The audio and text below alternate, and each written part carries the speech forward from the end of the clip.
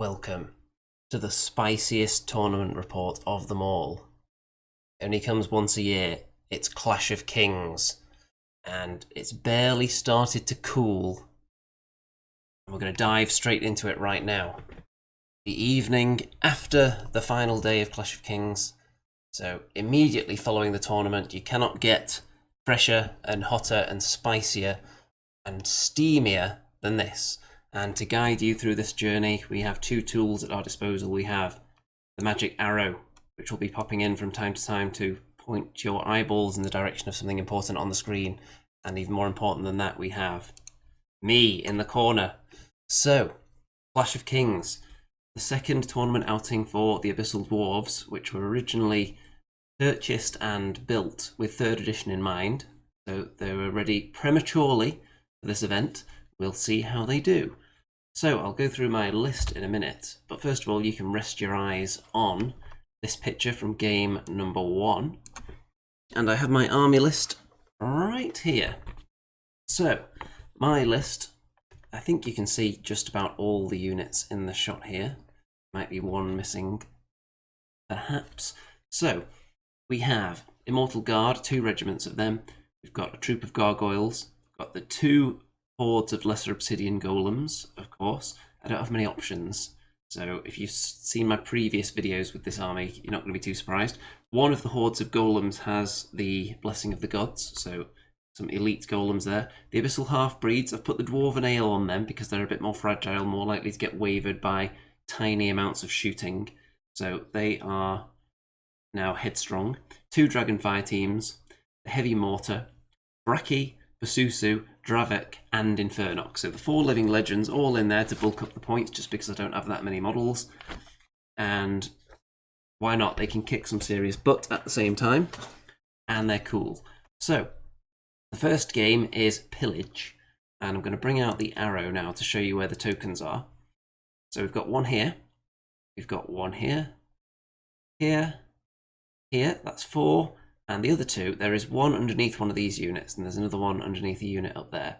So I'm up against Salamanders in game number 1, as you can see, and we'll go through my deployment first of all. So you'll have noticed that there were some enemy flyers perched on this flank, facing down with these units here. So I've got my gargoyles behind the half-breeds. So the flyers that I'm up against are taller than the half-breeds, so the gargoyles can see over them. So if I get the opportunity to double charge, they could potentially do that, and it's also going to prevent them swooping over and charging the gargoyles, who are much more fragile, and also being outside of the sight of the half-breeds. So they have to go for the front unit, which they're less likely to kill. And I've got Braki around here as well for some inspiring goodness. And I've got Basusu lined up down here. Basuzan, should I say, for my model, if she starts behind a unit, there's probably some enemy shooting I'm mildly concerned about. So there is Dragonfire team behind them as well. Got to be careful with any war machines not to put them around difficult terrain, or obstacles, should I say, because they can't go over obstacles. Feel free to drop some comments in the chat, by the way, if you're here watching this live, immediately after Clash of Kings. And here's Infernox and all the golems in a big line of serious rock-solid death.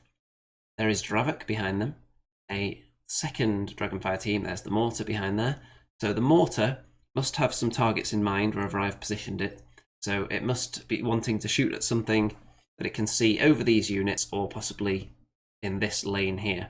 Otherwise I wouldn't just put it behind all this really tall stuff if there's only short things that are suitable targets. And then 1 regiment of Immortal Guard out on this flank. So they are facing in that way so that they can just go straight forward at the double in the first turn and not have to turn to avoid any of the terrain. Okay.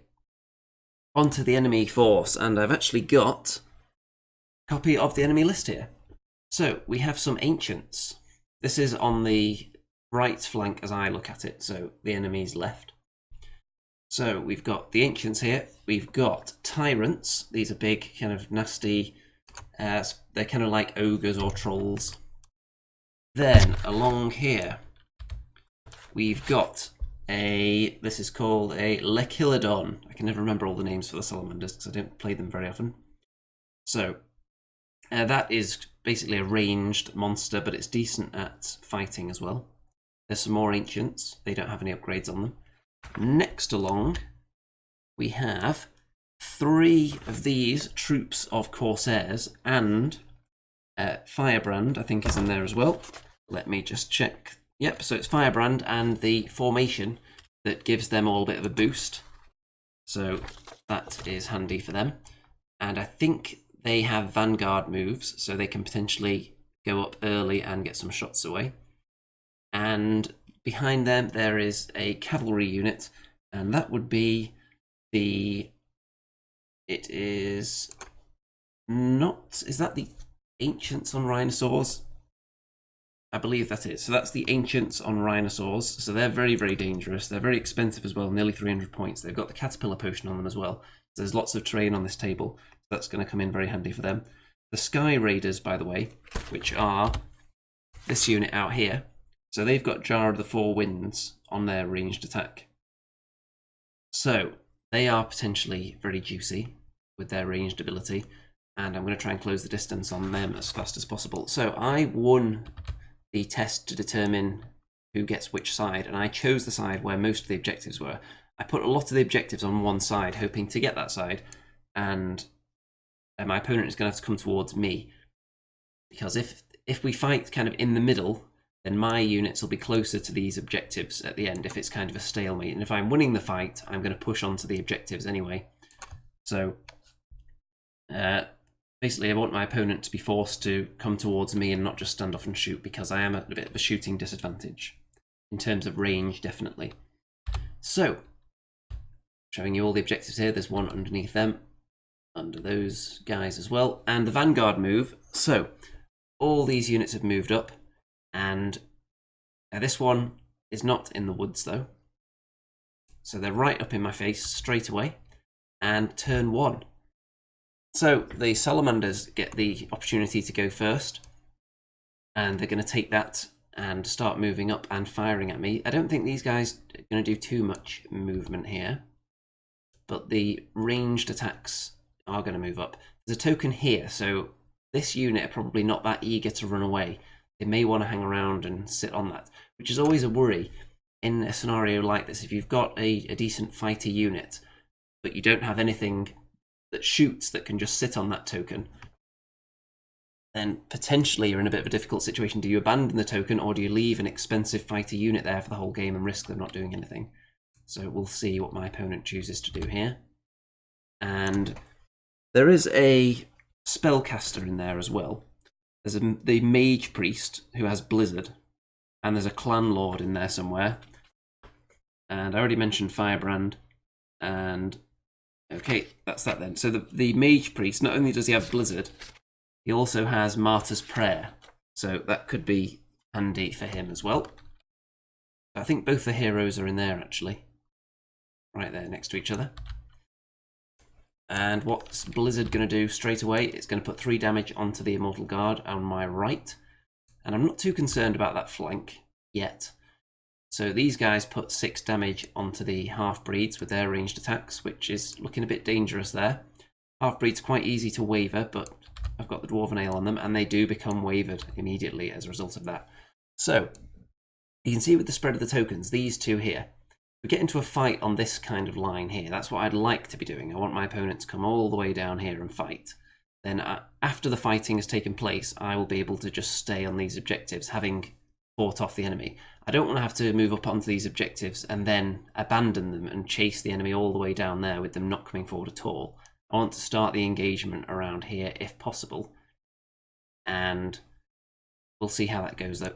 So I'm quite confident with the setup I've got here. I think Bracky on this flank is going to be useful because they don't have any support, that flying ranged unit there. And in the middle, it's looking like a bit of a traffic jam there, so I'm going to try and take advantage of that immediately, because the unit I'm most terrified of is this one here, the Ancients on Rhinosaurs with the Potion of the Caterpillar, because they have a lot of potential to chip away at defense. Do feel free to drop a comment in there. I can see that some of you are watching right now. Turn 1 for the Abyssal Dwarves. So, Immortal Guard just moves straight forward. We're really just trying to hold up these two units and discourage them from attacking into the middle forces. I want them to be fighting these guys instead. 2 units for the price of 1. I will take that. And here, all of the golems have moved up. And you can see that this one has moved up further because they were surged.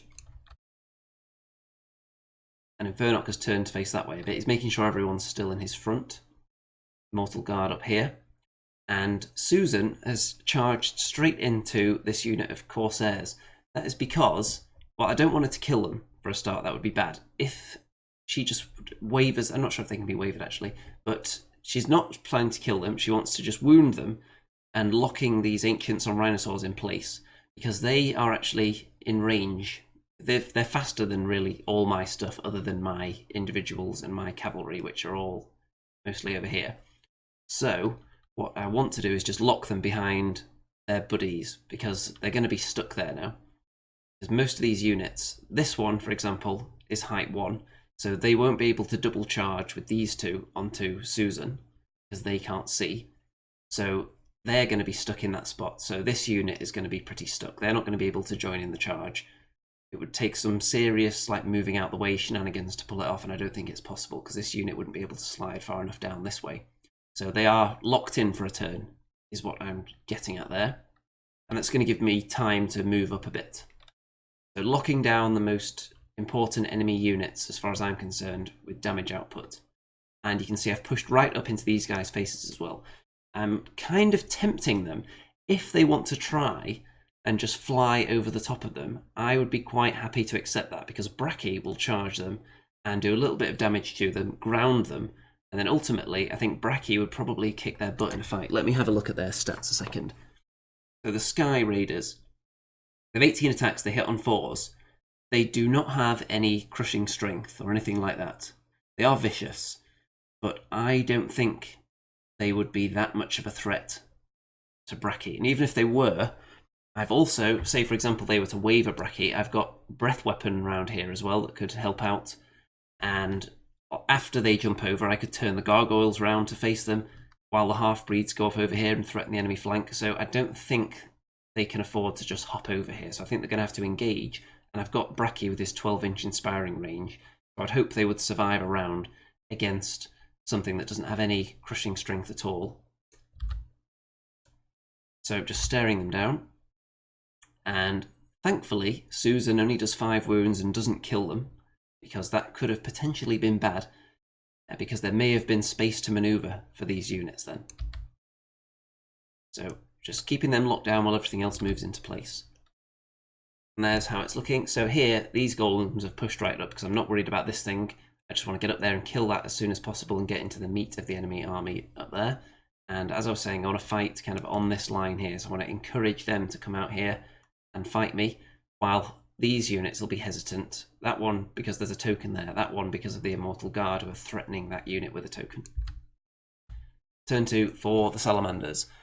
So countercharge on Susan, but no one else can really do much, so they're just going to shuffle around a bit. And the Sky Raiders do go into the half-breeds, and not much is going to be accomplished there. So the cavalry, and I'm actually fairly pleased with the way they're positioned now, because that means Susan and anyone else that attacks this unit can be out of sight of the really dangerous unit that I'm worried about here. So I think that's okay. I would much rather them facing this way than looking down here, I think, because it gives me something I can attack without being threatened afterwards. So the Blizzard, what does it do this time? It piles more damage onto the Immortal Guard. And it looks like Infernoc's taken a little bit of range damage as well, because there's these guys here, this Firebrand and the other Corsairs. So tiny bit of damage, but he's not bothered about that at all. Zooming out a tiny bit there. And these Immortal Guard take a little bit of damage through that crevice as well. And Susan takes 1 point of damage, but she'll be fine.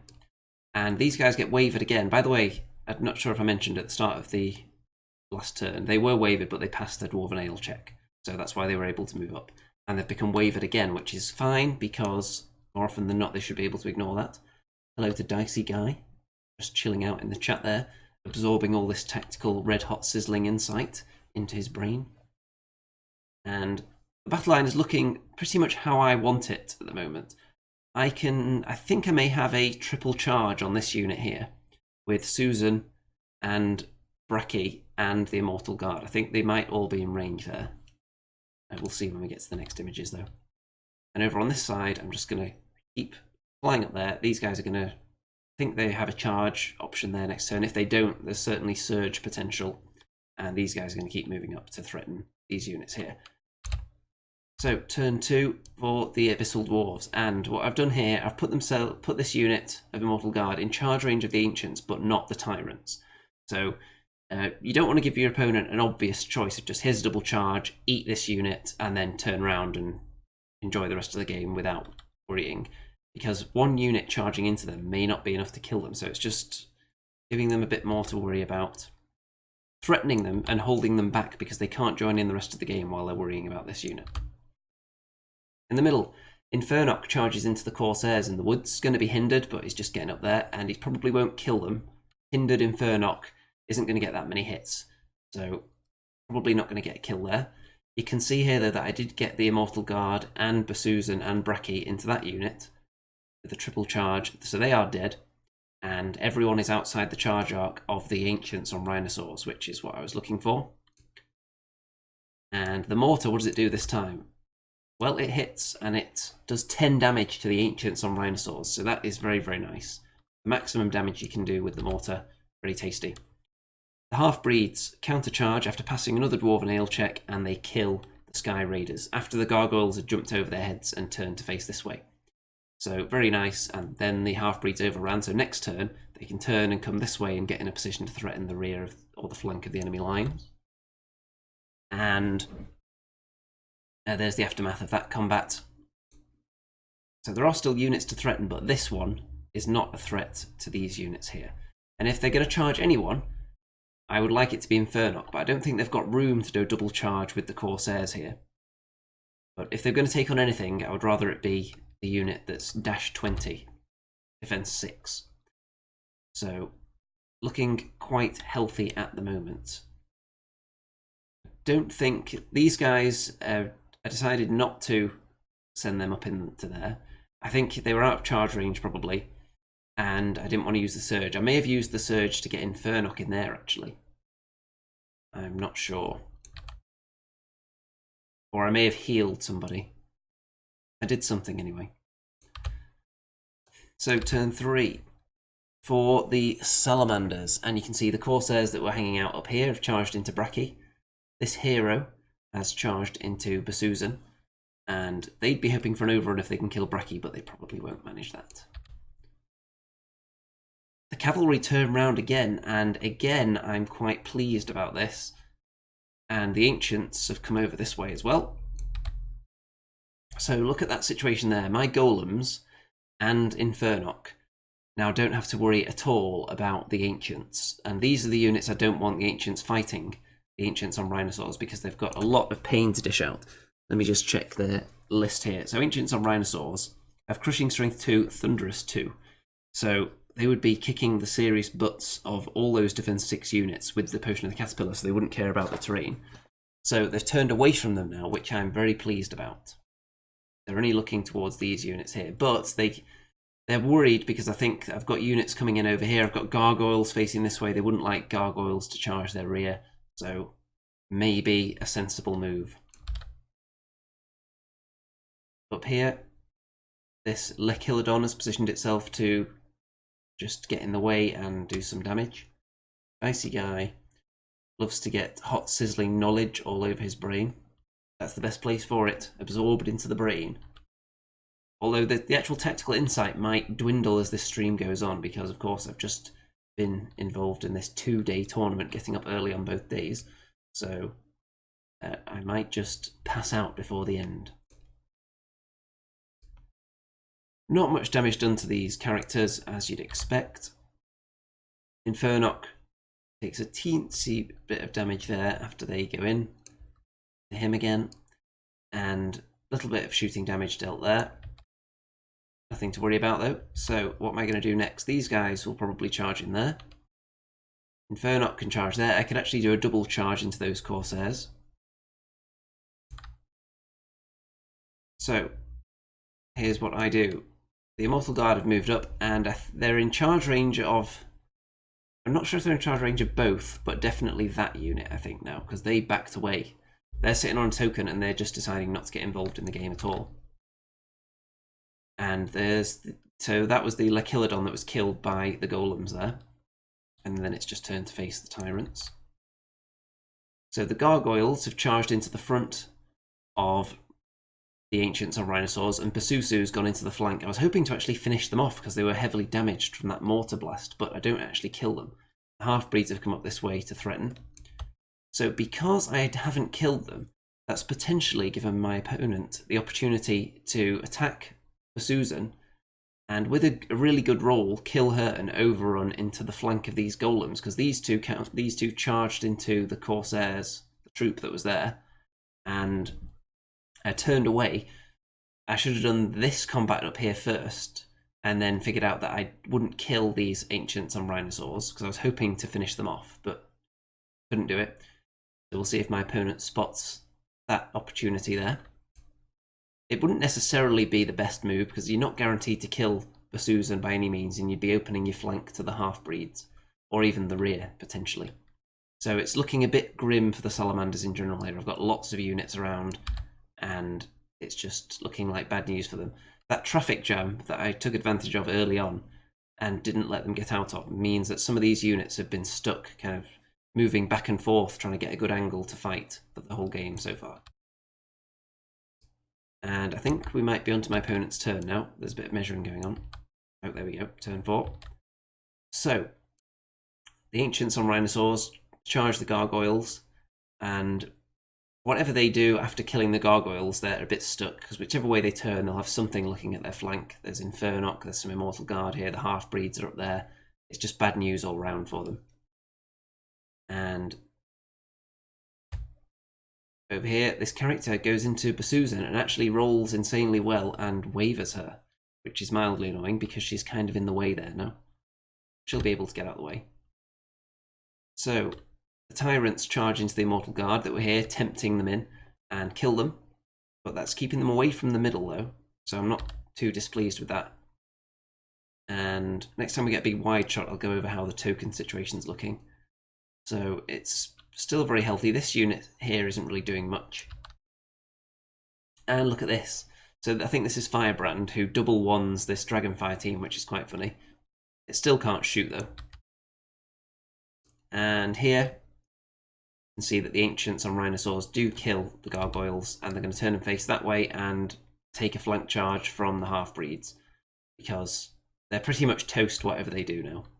They were only ever going to kill the gargoyles because they're totally surrounded here. And this unit might think it's safe because no one's looking at it, but I have the opportunity to surge one of these two units into its flank. So, turn 4.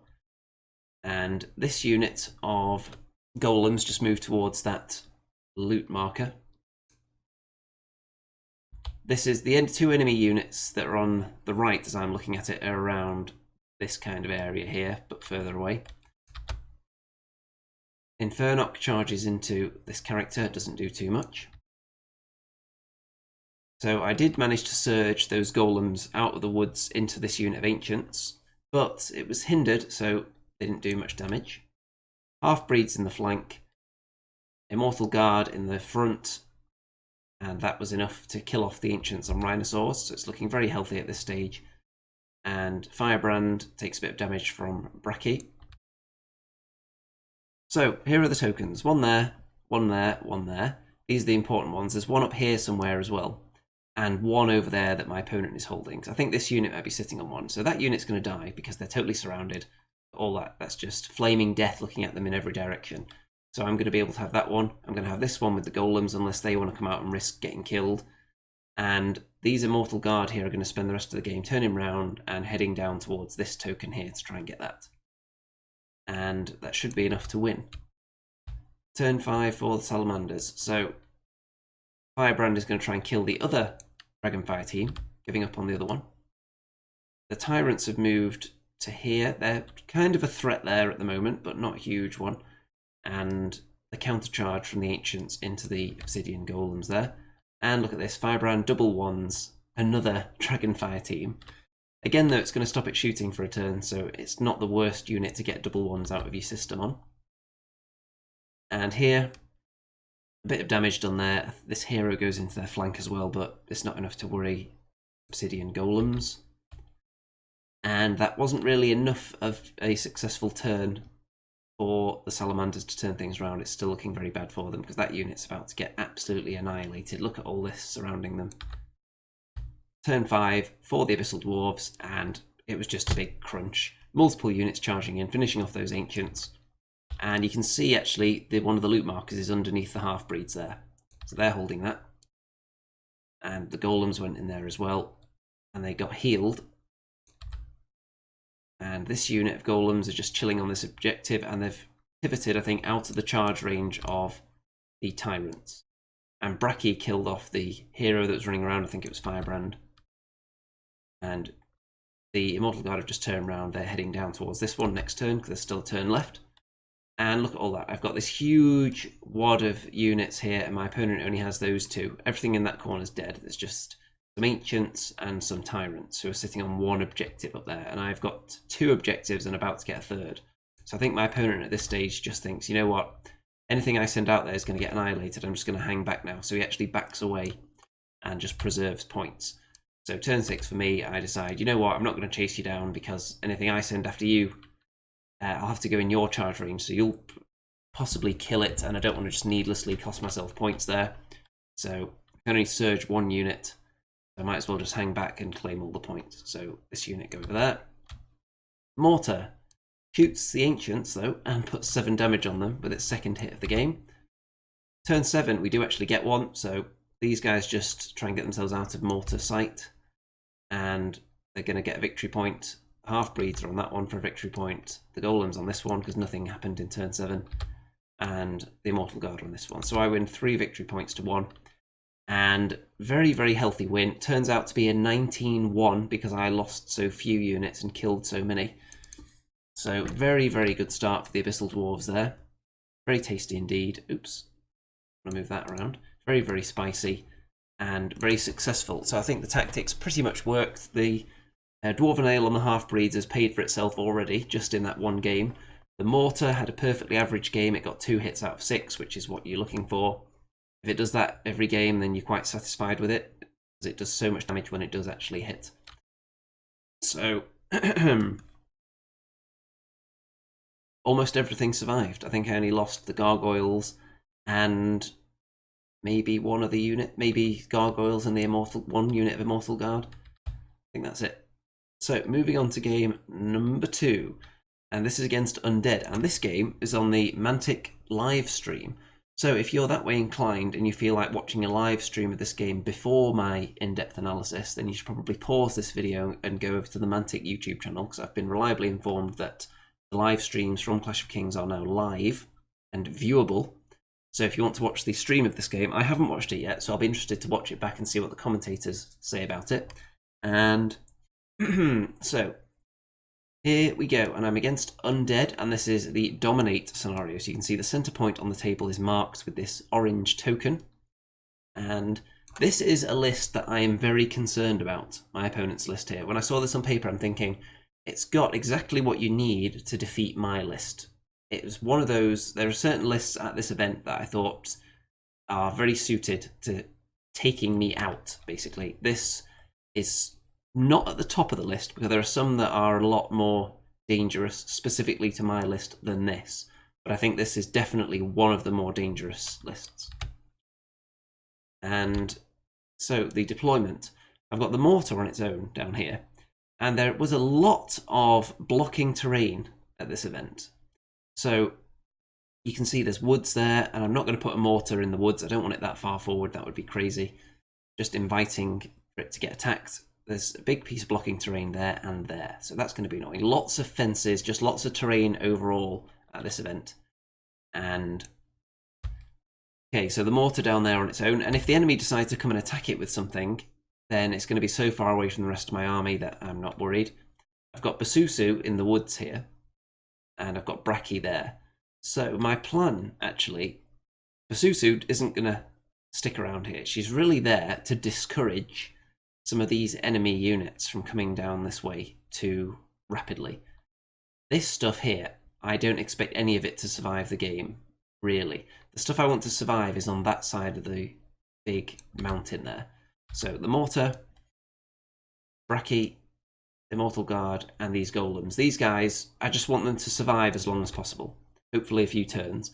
And this is the bunching of units I want to win the game for me. The Immortal Guard, Infernoc, the Obsidian Golems, and the Half-Breeds. I want these units to be the main fighting force that ultimately pounces into the middle when the timing is right and scores me the points. So I've got some stuff that's hard to kill over on this side because I don't want it to just drop immediately as soon as it's scratched. And gargoyles behind there, Dragonfire teams, and Dravek. And my opponent's army. So there are some allies in this undead army though. There is a horde of Twigletkin chariots who are very good at shooting, and they're quite fighty as well, so I'm worried about them. There is the Ilona formation, so there's Lady Ilona. There's one of the regiments of Soul Reaver infantry, and they both have items that boost their speed. One has the Brew of Haste, one has the unit that gives you +1 to your charge. Is that the Whip of Celerity, or the Whip of Celery? Let's call it that. In front there, of them we've got a troop of ghouls, we've got a troop of wraiths. Over here we've got a horde of zombies with the Hammer of Measured Force, I think they have that. Another troop of ghouls. I think there is a troop of wraiths in there, in the woods. There is the other regiment of Soul Reaver infantry, and there is a vampire and a dragon. So very, very elite list, and the reason I'm concerned about it is the Soul Reaver infantry are one of the few units that can have a decent chance of taking out a horde of Obsidian Golems or a regiment of Immortal Guard in one hit. They have a pretty good chance at accomplishing that, more so than most units in the game. They have a lot of attacks, and they kick some serious butt. So that's why I'm concerned. And they're very fast in this list as well, with the formation and the items on them. So I am concerned. They are doing me a heckin' concern, as the memes might say. So there is the center point. And turn 1. And the undead have the first turn. I don't remember whether I passed over first turn or whether my opponent chose. I think my opponent chose to go first. Potentially. I think that's how it was. So you can see these wraiths are kind of shielding the dragon. They're looking down my flank. So when you go first, if you've got flyers, that's always a good move. Move out to the side and discourage your opponent from advancing, because they have to worry seriously about their flanks, especially when there's a dragon around. And Hammer of Measured Force being in there as well, and a dragon. All these things combined with the Soul Reavers and Lady Ilona, and they are all things that I would be really concerned about getting into my high defense units. With that hammer, that's going to be quite dangerous. Over on this side, everything's pushing up, hiding behind the ghouls, and the chariots back there. I think they're going to have some shots. I'm not sure if they do anything successfully in that turn. So turn 1 for the Abyssal Dwarves. So I'm pushing up, I'm using this piece of terrain, and I'm making sure that there's not going to be a whole lot of charge options. I'm keeping all these units perfectly aligned in their centres, so that there's going to be no sneaky flank charges from dragons into, let's say, Infernoc. So I'm keeping a very tight block here. There's no need for me to rush out and get flanked, because I don't need to be in this area until the end of the game. If my opponent wants to come towards me, then I'm much more confident at fighting then, because if I push things out to fight, I've then got gargoyles that can fly out and block other units potentially. So we'll see what my opponent does. It all depends really, because I can't sit there all game, but I can sit there for a fair bit of the game. If this blob here that I've got on this side holds up the enemy for a while, these guys, I'm hoping they'll survive for quite a while yet. So if they die early, then I'd have to rethink my strategy, because I'd be attacked from multiple sides, but they're okay where they are for now. So Susan and Bracky are both in the woods now. So if any enemy units want to come closer, they are going to get attacked, which they probably don't want. Although someone like Ilona going up there, the individuals are -1 to hit Ilona, so these two going in there might not actually kill her, and then I would be in harm's way from the Soul Reavers there. So I'm not overly concerned. I've got these two there just as a deterrent to stop them just advancing willy-nilly. These two just hold up everything there for a while because it's a very powerful blob here with Ilona and the Soul Reavers and the Chariots. So, not much to report from that turn. And I think we're on to my opponent's turn now. So for the Mantic live stream, it wasn't a very exciting first couple of turns there. So they've moved up here with the Ghouls and the Soul Reavers. Ilona ultimately decides to fly up here outside the woods, but of course she can see the models that are already in the woods. Chariots move up, they're going to shoot. The Dragon and the Wraiths reposition themselves a bit just to get even more in the flank of my army. I have to be even more concerned now. And look at that human hand resting on top of the Chariots there.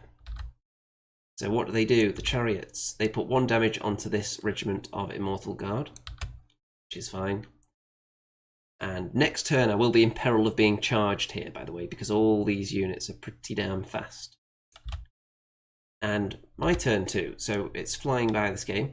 I don't do too much movement here at all because I don't want to get flanked, so I'm still biding my time on this side here. And over here, the Immortal Guard just turn themselves to brace for impact, and the Golems are doing the same. Not much can actually reach the Golems. I think just the Wraiths would be able to reach them, which I wouldn't be worried about. Breki gets out of the woods, so Ilona can't see him. And Basuzan goes all the way over here behind this hill. So the only unit that can actually see Susan now are these Chariots, and she's not in their charge arc. So Ilona can't attack Basuzan, which I think is very, very important now. That's the reason Basuso is there, because she can see the Chariots, but nobody can see her. So it's a safe place with a target the next turn. And Basuzan is really suited to taking out units like that are, what's the best way to describe, the kind of medium nerve units.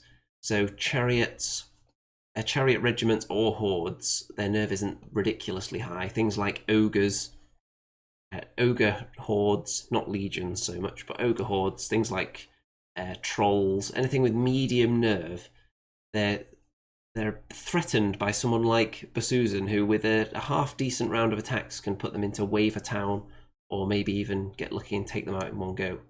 She does have 8 attacks. So, on to the next turn, turn 3. So we're actually going to get some action now. And the Undead decide this is the time for them to strike. So the Wraiths straight into the Golems, Soul Reavers and the Ghouls into the Immortal Guard. They might die. Golems will survive easily though. And over here, there's a bit of an advance, but not a huge amount. And a little bit of repositioning, but again, I'm not eager to push in there and get flanked. So we'll see what I've got up my sleeve next turn. The Chariots are just working out what angle they need to be at to make sure that Susan has to get them in the front, and so they can see her. Because if Susan charges their flank, she's then hiding from everything else. If she charges in the front, there's the potential for Lady Ilona to charge up there and attack Susan. So the Immortal Guard do get killed, and I don't think I could have done too much differently. I could have just had them a little bit further back, I suppose, earlier on, and maybe not had them multi-charged, but this unit alone might have been enough to kill them regardless, even without the ghouls. And those Wraiths do absolutely nothing to the Golems.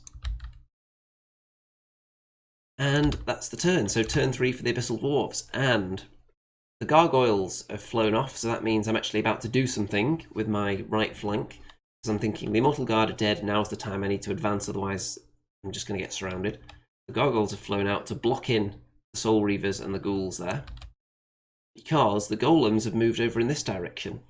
And really, I'm not expecting them to stay there and get charged. I just want them to move, because if the dragon wants to fly away, it can only get to about here, I think, and do another turn, so it wouldn't be able to see any of my units. And if it wants to fly that way, just fly away from the battle, that's fine by me. So I want them to either charge me, and then they're stuck in a fight, or move somewhere else. If they stay there, they will get charged. And Infernok is here shielding this guy, and I think everyone else is out of range of the dragon and the Wraiths. The Wraiths won't be able to see over the Golems anyway, so I'm hiding my individuals behind other stuff. And the Immortal Guard and the Half-Breeds have pushed up as well. So Infernok has turned that way because he's protecting the flank of the Immortal Guard from the Wraiths, I think. That's the purpose of his pivot, and also to make sure he doesn't get flanked by anything. The Immortal Guard are in charge range of the zombies now, I think. So the Obsidian Golems down on the other side of this mountain and Bracky combo charge into the Wraiths and kill them, which I wasn't that confident that the Golems would kill that defense 6 unwaverable unit on their own in one round, so a bit of help from Bracky finishes them off. Basusu charges into the chariots and wavers them, so very, very nice. Good job, Susan. 7 damage, so very good, very tasty.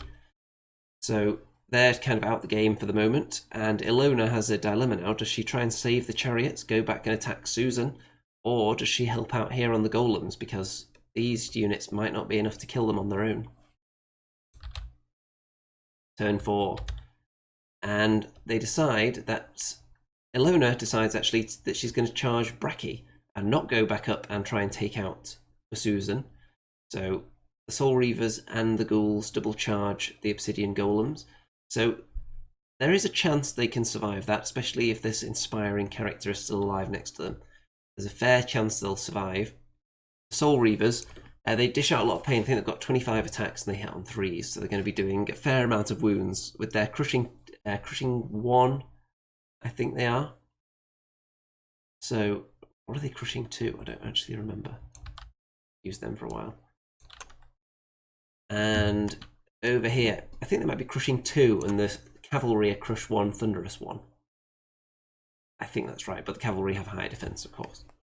So the zombies charge into the Immortal Guard, which is okay because they're not going to get that many hits. Even with Hammer of Measured Force, this is one of the units where it's less of an issue because they're only knocking the defense down by 1. It's not like if they got into Infernok and suddenly his biggest asset, his defense 6, is taken down to a 4. The gargoyles are attacked on all sides, but that was their job, just blocking the enemy for a turn, so they've done that quite magnificently. And the dragon decides, you know what, I don't like the idea of just sticking around here or flying out of the game. I'm going to get into the middle of the action and sit right in the middle here, which I think is great for me because now I have nothing threatening from here. So I can now turn inwards. So basically that move with the golems has scared the enemy into pushing everything in field, which means that there's no threat coming from there. I can turn around into the middle and just fight on this kind of front here without worrying about anything from over there. So I think that's good. Bracky takes 4 damage from Ilona, and the Obsidian Golems are dead, so lots of damage dished out. They are toast, and it's a little bit disappointing that those units have gone down in such short order, but Soul Reavers are so beastly though. And they turn around to face the action. So what I need to do now, I need a multi-charge on the zombies. I need to kill them in 1 round so I can turn around and face the Soul Reavers. So the Immortal Guard take 4 damage in that combat, they'll be fine. And down here the gargoyles are dead. And the camera focuses on this dragon rather than the action down there. And that's how everything looks afterwards. So the dragon is facing this way here. So I can triple charge the zombies, and Infernok actually has a flank on them as well. So that's going to be good. And then this horde of golems, I can surge them into the flank of these wraiths as well. So that'll be another unit I can take out. So a bit of a blurry wide shot there. Turn 4 for me. So Susan finishes off the chariots. So great job there for Susan. She can actually get involved in the rest of the game now. Bracky recharges the Soul Reaver infantry and 4 damage on them. I didn't really expect to kill them, but I don't see these ghouls as a huge threat, and make a start on these guys instead. So the golems, I did manage to surge them into the flank of the wraiths and kill them and then pivot.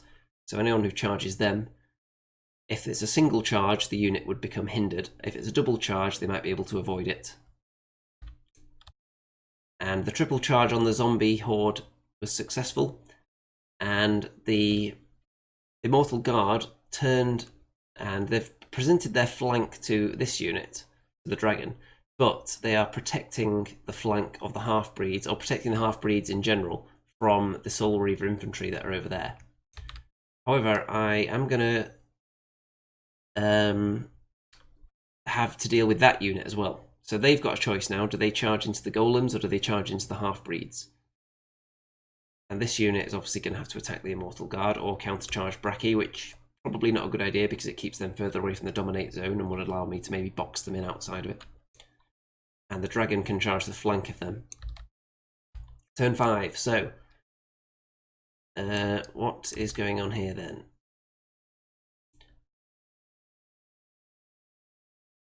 Okay, so the ghouls charge into the mortar. And where's Ilona? So she's still there at the moment. So the ghouls into the mortar. Ilona into Bracky again. The Soul Reaver infantry into the half-breeds. Soul Reaver infantry into the Immortal Guard. Dragon into the flank of the Immortal Guard. Ghouls into Infernoc to box him in a bit so he can't flank that unit should something go wrong. So both these units could conceivably die here. They are in inspiring range, I think, though. At least this one definitely is. Infernoc will be fine. The mortar becomes wavered, which you might as well be killing it because it's not going to be able to fire. Bracky is fine. And the Immortal Guard are toast. Quite predictable with the dragon attacking them as well. You'll notice the dragon has taken wounds, by the way. I think something shot at it. I think it was breath weapons or the mortar put damage on it. And the half-breeds die as well, so that's not great. But they're only a regiment, and that means that these golems are still alive, who are a horde. So for this scenario, the golems are more valuable than the half-breeds.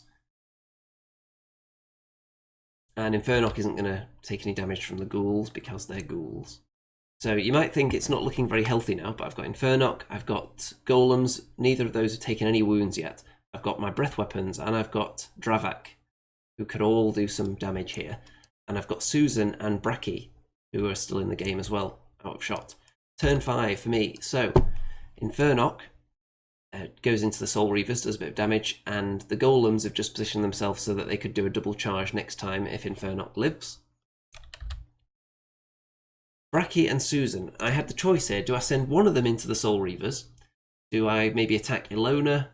Do I fly around and position for next time? Because attacking both of them into the same facing of a unit is dangerous, because there's potential that they could countercharge you and then overrun one into the other. But I thought, you know what? These guys were already on about 4 damage. Susan and Bracky attacking them. They should do some serious wounds, I think, and they might actually be able to kill them in one go, and I decided it was worth the risk, but they had the most abysmal combat round ever between them, and they did 1 wound each by the looks of it, which is absolutely pathetic, and they did not manage to kill them, so they are in peril now. And the golems are just chilling up there.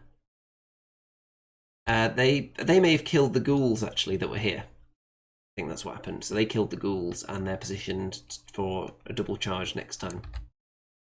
So, the Dragonfire teams and Dravak with his fireball, they lightly toast the vampire on dragon, and they kill it, which is nice.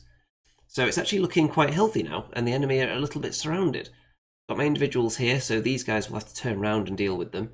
1 regiment of Soul Reaver infantry against Infernoc, who's dash 20. They're very unlikely to kill him in 1 round. Well, if anyone can do it, maybe it would be them, but it's very, very unlikely. He's inspired as well. And I've got the golems backing up, and I've still got all these dangerous tools of destruction here, so it's actually looking alright now. Turn 6 for the undead, and the Soul Reaver infantry charge into Infernoc. And the other Soul Reaver infantry turn around and countercharge Bracky, and Ilona charges into Basusan. So they'll be hoping to kill Bracky and overrun into Susan, and just dish out double pain. So what my opponent did here, which is something that doesn't occur to a lot of people, so he actually resolved the combat with Bracky first, and then did the overrun, and then attacked Basusu with both units at the same time. Now, in Kings of War, you don't actually have to do that. As far as I'm aware, unless there's been a change, Ilona could have attacked Basusu, and possibly got lucky and killed Basusu, and then they it wouldn't even have needed to join in.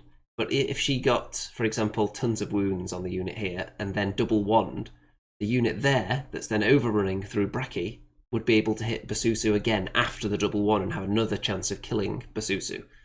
So in Warhammer, it used to be that you couldn't do it like that. You had to resolve all the attacks against a unit in one go, so it mattered which order you did it in for that purpose. But in Kings of War, it's not like that. But a lot of people still have that mindset, I think, from all those years of Warhammer. I don't know if that's what was going on here, but he resolved the attacks against Braki first with the Soul Reavers, and then resolved both units against Basusu. Maybe it wasn't a big deal here because Basusu isn't wounded yet, but it's something to think about. And here, the mortar is going to get attacked by the ghouls again, and it gets wavered again. So there's Braki being eaten alive by them. And here, you can see that Basusu gets overrun into as well, and she is dead. Lots of damage. Toast. Ian says evening. Dave says, do you remember what you had to roll for the break to take the dragon? I do not, and I think had the damage dice been removed by that stage. It wasn't an obscene roll, but it was round about slightly above average maybe. With it being inspired, you would have expected it maybe to just get wavered, I think. I probably needed something around an 8 to kill it, which I managed to roll twice. So I think I was expecting to waver it with the damage I did, I think, based on it being inspired, but I got just enough to kill it. That's how I remember it. I think that's pretty much correct. It wasn't a ridiculously high nerve roll. It was just slightly above average. And over here, Infernox takes some damage from them, but not enough to even warrant a test, because Infernox's just an absolute monster. And turn 6 for me. So, Infernox and the Lesser Obsidian Golems double charge the Soul Reavers, kill them, and then overrun towards this unit. And I then use my breath weapons to toast this unit, so they're on 9 damage, but I can't remove them. So at this point, the game could end here, because this is the end of turn 6. If it ends here, I've got a horde and a monster in the dominate zone. My opponent only has a regiment, so I would win at this point. My opponent needs turn 7 and needs to kill this horde of golems. The most likely way to do that, because they're not even wounded yet and they're inspired, the way to do that would either be double charge Ilona and the Soul Reavers into the golems there. That would pretty much guarantee that they would die, I would say. The other option is to charge the Soul Reavers in and charge Ilona into Dravak and either kill him and take away the inspiring, or I'll tell you what my opponent actually does, because we do get turn 7. Look at that. So Ilona does charge into Dravak. The reasoning my opponent gave, which is sound reasoning, I think, was that it would prevent Infernox from then being surged into this unit in my turn 7. Because if they kill the horde, which they want to do, they will overrun out of Infernox's line of sight. So Infernox would have to turn and then be surged to attack them. So if I can't do any surging and this unit dies, then Infernox will not be able to attack them. I would still have 2 breath weapons to target them with, so I might be able to finish them off that way. But I think that's the Undead's best chance, because it's looking very dicey at the moment. That's probably the best they can hope for at the moment, though. So the Soul Reavers go into the golems, and they're really hoping they can kill them and then survive 2 rounds of Dragonfire into the Soul Reavers, who are already on 9 damage, so it would be a tall order. And I think I'm about to sneeze, so let's drop the mic.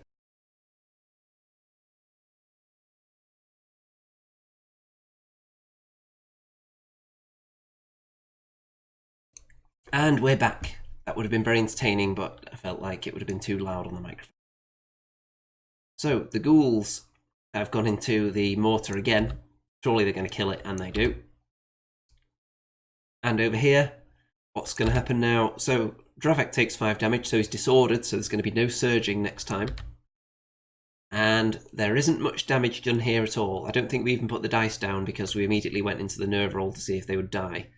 And I can't remember where I've put the dice, but they didn't do that much, and they did not kill them. Oops. So we were actually in quite a rush by this point as well, because the round was coming to a close. So that's probably why there aren't any pictures of my next turn or the damage being put on them, but it wasn't enough to kill them. And what happens in my turn, because there's no pictures of it, because we were in such a rush, Infernok is just going to charge their flank, the Golem's in the front, and they're going to die. And then I flame away at Ilona, but don't kill Ilona. So Ilona's still alive, there's some ghouls still alive, and I am going to win with these 2 units in the dominate zone. So winning on the Mantic live stream, you can't ask for more than that. 2 wins out of 2, and a very juicy start. And next we're up against the Trident Realms, and this is the loot scenario. So let's see if I've got a copy of this list, and is that a copy of it here? Yes, it is. So I have the very, very tasty Trident Realms list right here, and I can go through it as we go through their list. I can tell you right now that every single unit has Ensnare though, because that's the thing that Trident Realms do. And let's go through it unit by unit, shall we? So my setup, this is starting with my my right flank. So I've got, if you look at it from this angle, you can see here there's some terrain there and here. So I've got my half-breeds here facing inwards, so they're not going to have to turn at all. They can just go at the double straight forwards without touching the terrain. And I've got the gargoyles right behind them, because my opponent has some shooting attacks, some spells, and I don't want the gargoyles being targeted, because they're very, very fragile. I've got Basusu there, who, if I get turn 1, is going to dance straight forward over those woods and stare at the flank. And I've got Infernok and the Golems here. They're going to head towards this token. Golems heading towards that token. They've got Brachy with them, and Immortal Guard there. This unit is the one I want to pick up the token in the middle, ideally. So, they've got the Dragonfire teams there as well. And then just 1 unit of Immortal Guard over on that flank on their own with Mortar. So if we go back to the wide shot a second, let's see, where is it? And oops, too far. And there we go. I suppose that's not wide enough. We'll get a better shot in a minute. So they're kind of on their own on this side, but I deployed them quite early because I wanted my opponent to deploy things opposite them. And you'll see how much got deployed over there in a minute. It's because I don't care about the left-hand objective at all. I only want the 2 on the right. The middle and the right objectives are the only ones I care about. So there are 2 Krakens here. And there are a couple of heroes. There is a Siren there who has the ability that can pull you closer and disorder you, which is quite nasty. There is another hero back there. I think that's the Naiad Envoy. There's also a Centurion somewhere as well. I'm not sure which is which though. There's a horde of Ensnarers there. There are 2 of these war machines, which are called... what are they called again? They are Leviathan's Bane, that's it. So they have they have 2 attacks each and piercing 4. So they're actually quite dangerous to my army, I would say. And over here there are 2 units of Heart Piercers. And is the Centurion around here somewhere? Could be. There is also a troop of Nokken. And I think that is these guys here. So they have a breath attack on them. And then over here, there is a Tidal Swarm, which is represented by Otters, which I think is a very cool unit. And these guys here are the Depth Horrors with the Brew of Haste. So they're actually up to speed 7. They have Crushing Strength. So they're just a pretty good fighting unit. They hit on 3s. So there's the middle of the table. There's the objectives. Turn 1. So I get turn 1. And so actually, let me just go back and discuss something. So my opponent has all this to counter 1 unit of Immortal Guard over this 1 objective. So deploying that 1 unit there quite early, and my opponent started putting units down over here. I don't want this at all. I just want to distract all this stuff with that 1 unit of Immortal Guard and fight over the rest of them and keep those 2 objectives and hide from this. If I can stay away from all these units with the other 2 tokens, then I'm definitely going to win. Turn 1, and I get it. So Basusu, straight forward, staring down the flank of the enemy. Everyone else pushes right up. I'm being very aggressive here. I want to get right in their face because I want those tokens. I want the fight to take place kind of on this line here, ideally, just in front of the enemy deployment zone. That way I can have the tokens with a unit like the...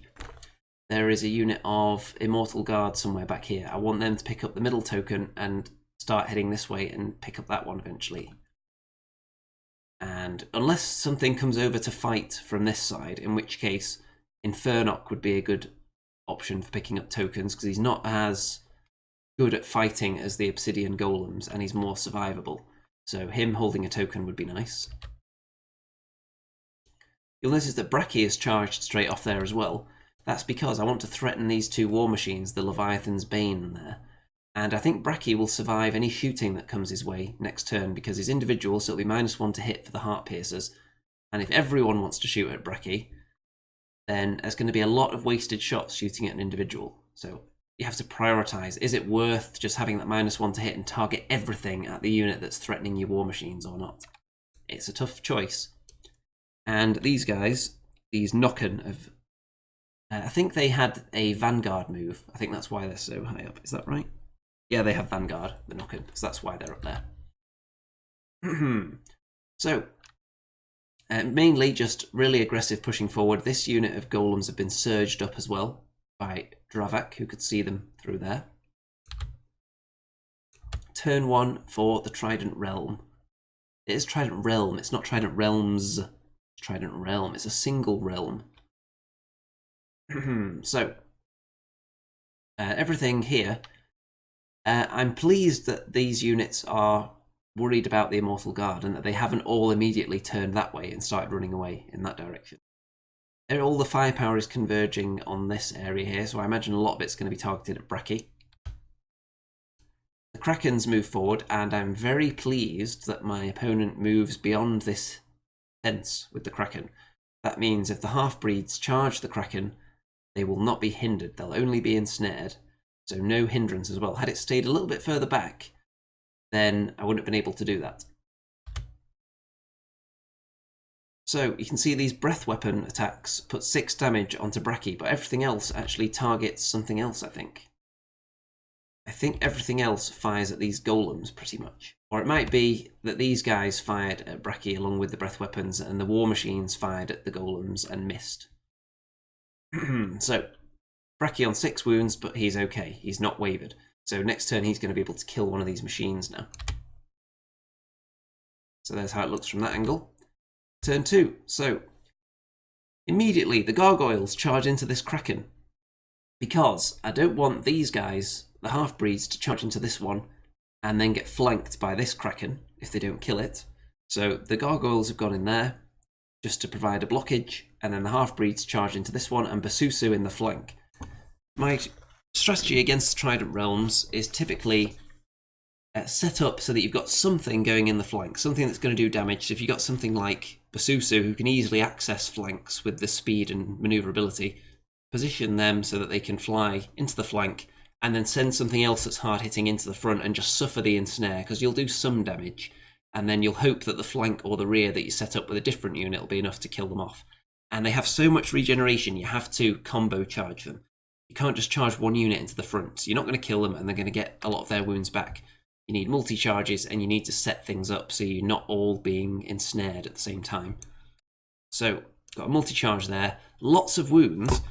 What's the nerve of these Kraken? The nerve is 1719, so it's very high. And I've done, that looks like 15 damage there. But unfortunately, a pitiful roll, and do not kill it. And the gargoyles somehow do 2 damage, even though they are, I think they're hindered and ensnared on this Kraken, but somehow they still do 2 wounds. I think that's correct. I think they wounded it. I don't think I fired anything at it earlier. I think it was the gargoyles just rolled well. Bracky kills off one of these war machines and overruns a single inch, which isn't really much of a help to him. But he's right in among them now, and he is a pain. He's regenerated a couple of wounds back, and they have to deal with him. Otherwise, he's going to start killing things around here. The Immortal Guard have moved up to threaten that flank here. And actually, they charged the Nokken in the rear. The Nokken, we established that if they wanted to get in that position to turn and flame Bracky, then the furthest they could move, they would still be rear charged by the Immortal Guard. But my opponent decided they're only chaff anyway, so I'll allow that. So the Immortal Guard took the rear charge, killed them, and now they're facing towards the enemy. So Nokken are dead, one of the War Machines is dead. And this flank, even though this was kind of my throwaway flank, it's not looking too bad at the moment. And you can see here that these golems have picked up a token as they advance here, but they are going to drop it shortly because I want these Immortal Guard to have it. And these golems have picked up a token as well. And they're just going to carry it forward and leave it somewhere around here, so either Infernock or the Immortal Guard can come and pick it up later. So I did waver that Kraken, if I didn't point that out, by the way. It was a very low nerve roll to do that. I think I needed 4 to kill them, and I got 3, which was a waver. Turn 2 for the Trident Realms. Okay, look at this. It was on all that damage, and it's gone back to 4 with its regeneration and the various healing effects that are around the place. Let's see, what kind of healing do they have? The Envoy has heal 3. And does anyone else have anything? The Siren has Drain Life as well, so they both put those to good use. And got the Kraken with its regeneration back to 4 wounds, which is very, very disheartening. And over here, the Depth Horrors have just got in position to threaten my Immortal Guard. Because they were facing downwards, kind of this way. And the fact that that rear charge was open, it must have been clear that I was going to rear charge that unit. So I think they possibly could have been turned to face this way a bit, perhaps. And the Otters, the Tidal Swarm, are just chilling out here. They're going to go and pick up that token, probably. And I think, actually, the Siren used Siren's Call to pull Basusu an inch closer, I think, and disorder Basusan so she can't fly off. But I wasn't going to fly off anyway, so I'm kind of pleased that that was done. Oh, actually, look at this. It's back to 1 wound now. That was just the regen that got it to 4, so an obscene regeneration roll, and that was the heal that got it to 1. So, insane. And the Immortal Guard takes some shooting damage from all this lot, but they're still alive. The Gargoyles only get wavered by the Kraken, which is very embarrassing. If you're a mighty sea beast like that and you can only waver feeble, pitiful, defense 3, nerve 8, 10 Gargoyles, then you should be ashamed of yourself. And that means that it's kind of boxed in for another turn now. So I've got another turn to try and kill this Kraken. It's got a wound on it, which is more than it had last time when I was attacking it. So I'd hope to kill it. And what I'm going to do, I'm going to drop the token with these golems, charge them into the Ensnarer Horde. You may think, well, what are you doing charging Ensnaring Hordes in the front? Well, that means the golems are less likely to get shot by these units for a start. And they can drop the token back here, and the Immortal Guard can go and pick it up, and they can just run off with the tokens. And I've got this unit locked down then, because they're not going to chew through the Obsidian Golems. I would be very surprised. Turn 3. So, Basusan and the Half-Breeds do actually kill off the Kraken this time. And at this point, my opponent realised that he could have actually moved backwards while they were wavered and made sure that the Half-Breeds would have been hindered on the charge. But alas, it's just one of those things you don't always think of. So that double charge kills it this time. And here, Bracky, instead of targeting the other War Machine, targets one of the regiments of Heart Piercers, and the Immortal Guard go into the front. I wasn't confident the Immortal Guard would finish them on their own, so Bracky helping out kills them off quite handily, and a powerful shooting unit down. And I'm distracting the enemy so they're not going to be able to shoot towards the units I actually care about, which are the ones that are going to be getting the tokens. And here, I think that's 2 damage on the Ensnarers, so I'm okay with that. The Immortal Guard have picked up that token, and they're just chilling out back here. These golems are still holding the token, Infernock's just hanging out here as well. So it's all going quite swimmingly at the moment. The Gargoyles will die next turn, but They're gargoyles, so who cares? Close up of that token they're carrying. The mortar, what did it do this turn? Well, it actually landed a shot this time, and it lands on the depth horrors and does 9 damage. So when it lands, it is an obscenely powerful machine. So they are in peril now. And depth horrors do not have regeneration, which is nice. Most of the units on here seem to. So it's looking good. My Dragonfire teams are feeling a bit left out though, because I advanced up so quickly. They're left behind because they're so slow, but they may get some action eventually unless they get shot. Turn 3 for the Trident Realm. So the Kraken goes back into the Gargoyles. I think it actually had the option to make a... Does it have Strider, the Kraken? It does, so it wouldn't have been hindered. It had the option to make a frontal charge into the half-breeds. The Kraken has 15 attacks, so potentially could have caused them some trouble, but decided to go for the Gargoyles instead. Let's go back, let me see. Was it able to see the half-breeds? Don't know, it would have been close. I think it was possibly an option, but my opponent elected to try and finish off the Gargoyles instead. And over here, the Depth Horrors, who are almost dead themselves, charge into the heavily wounded Immortal Guard, and everything else is just going to shoot Bracky. Basusu is being pulled around and disordered again, I think, by that thing, by the Siren. Bracky is actually shot off the table, but he's done his job now. He's done well over there, distracted the whole flank. The Gargoyles die this time, which is nice. But is it really that nice? Because I've got lots of units here that could charge in and attack the Kraken. Some of them are even in the flank. This unit of golems are in the flank, but I would have to move units out of the way first. So what I'm actually going to do is I'm going to fly Basusu into the front of the Kraken. Then I'm going to turn the half-breeds and move them up this way, because that's the only way that the golems can fit into the flank of the Kraken. So I want them to flank it so they won't be ensnared and they will kick its butt and just destroy it. Basusu in the front, it will be dead. The Immortal Guard over here are dead as well, so I've lost everything on the left flank now, but I don't care about that because that's not going to cost me the game. And that's how they're positioned. Turn 4. Well, I said they're going to die, or it's going to die, didn't I? So the half-breeds did their part of the plan, moved out the way, so the golems could charge in the flank, Susan in the front. Look at all that damage. There is 12, 17, 20 damage, and it is nerve 17, 19. The dreaded double 1. So that means that this Kraken can now actually flank charge the half-breeds. A moment of silence, if you will, for this. Peter says, got to get video. Okay.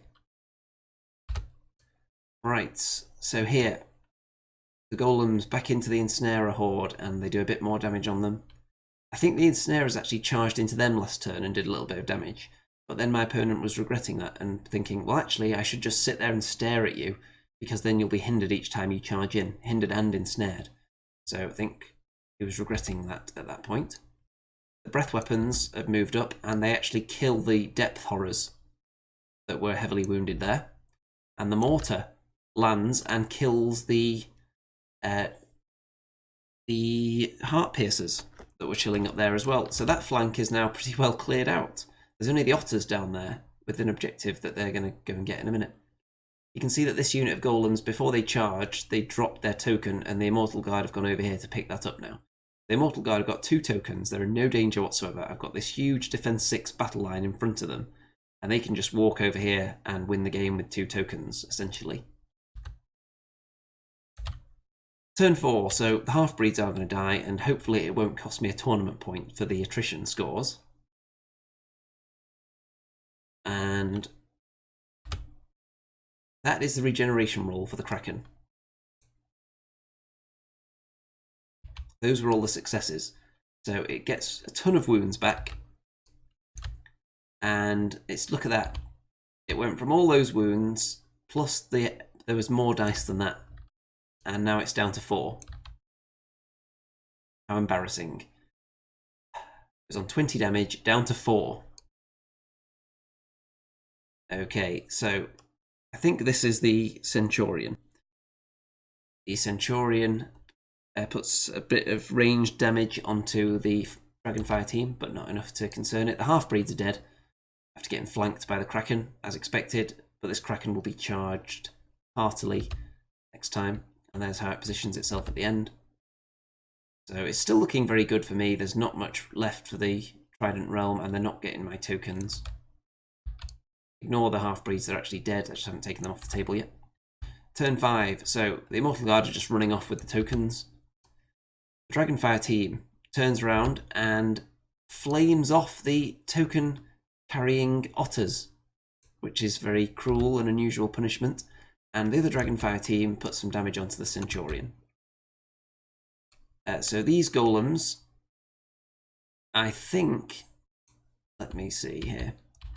So these golems were in the front, and I'm going to have to look at this shot again. I think these golems had a flank charge on the horde there as well. I'm not 100% on that, but whatever happened, after this, that unit is dead. But I think there's a flank charge there. I don't think those units are perfectly aligned. So I think that's how I was able to inflict so much damage here and kill them. And then they turned to face this direction afterwards. All those dice there piling up, killed off the horde. And the Kraken takes some more damage, but it survives because it was only double charged by Basusu and Infernoc, who has just enough space to fit in there. And I feel another sneeze coming on.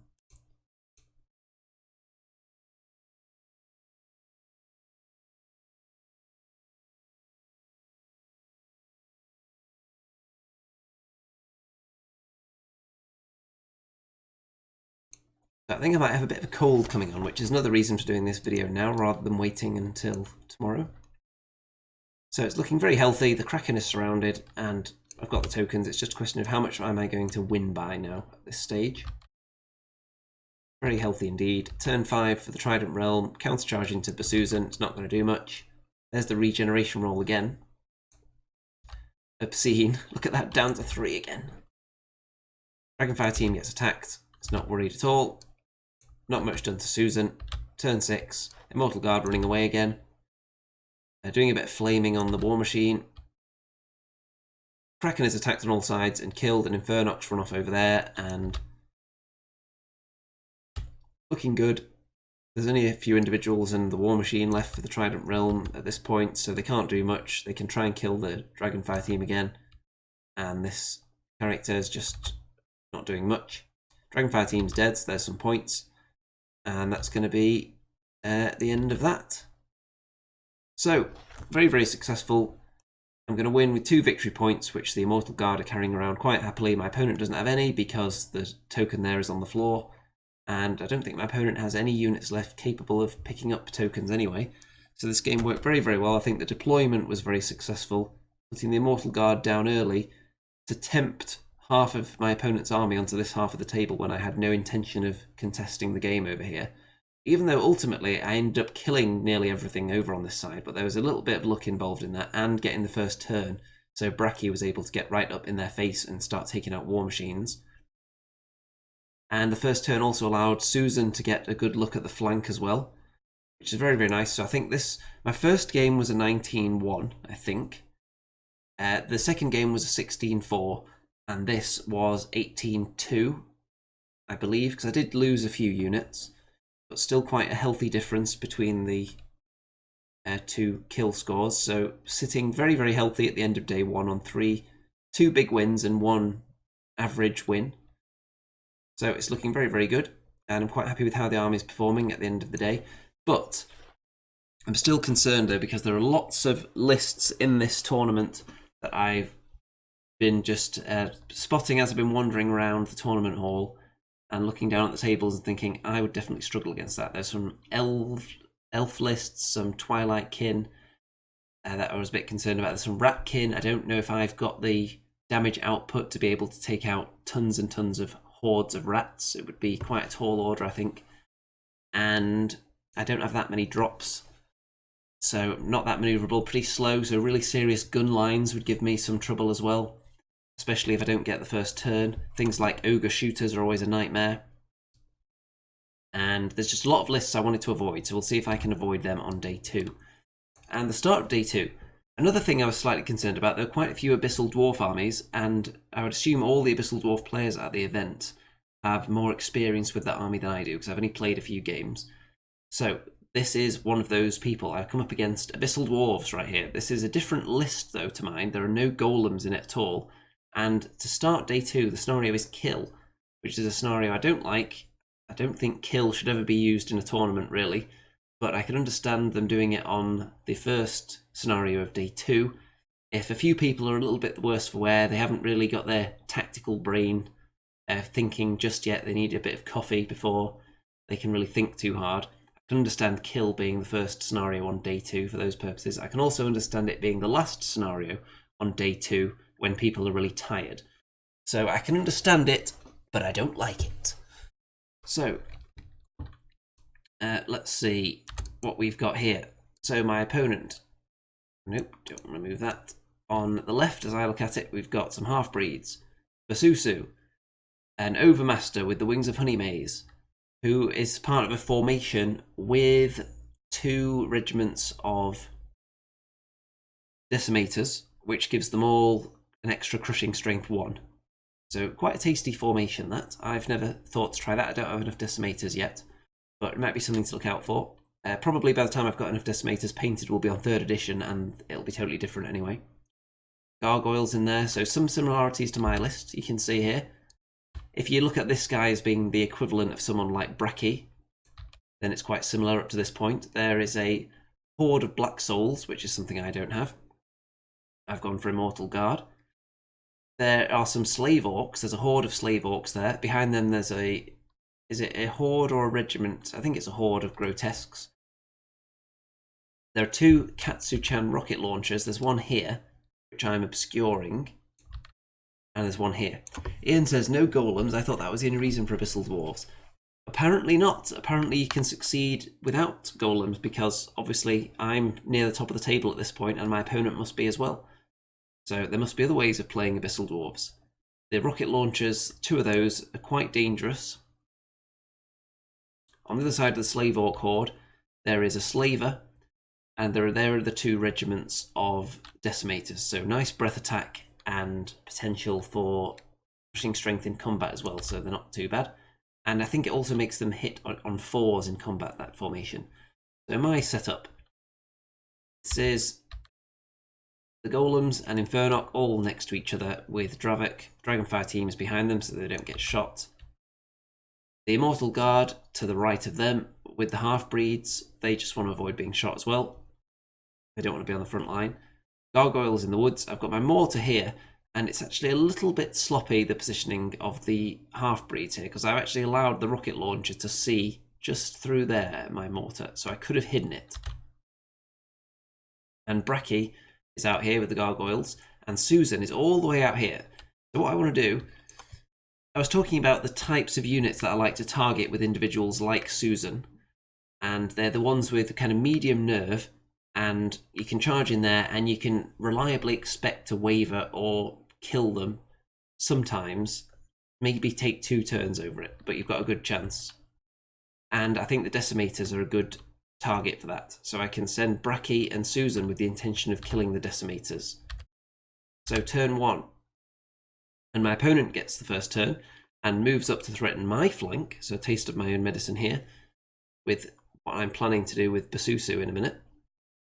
And here, I'm quite happy to have these golems. I think we're both happy with this situation. My opponent is happy that my 2 hordes of golems are being held up by all this.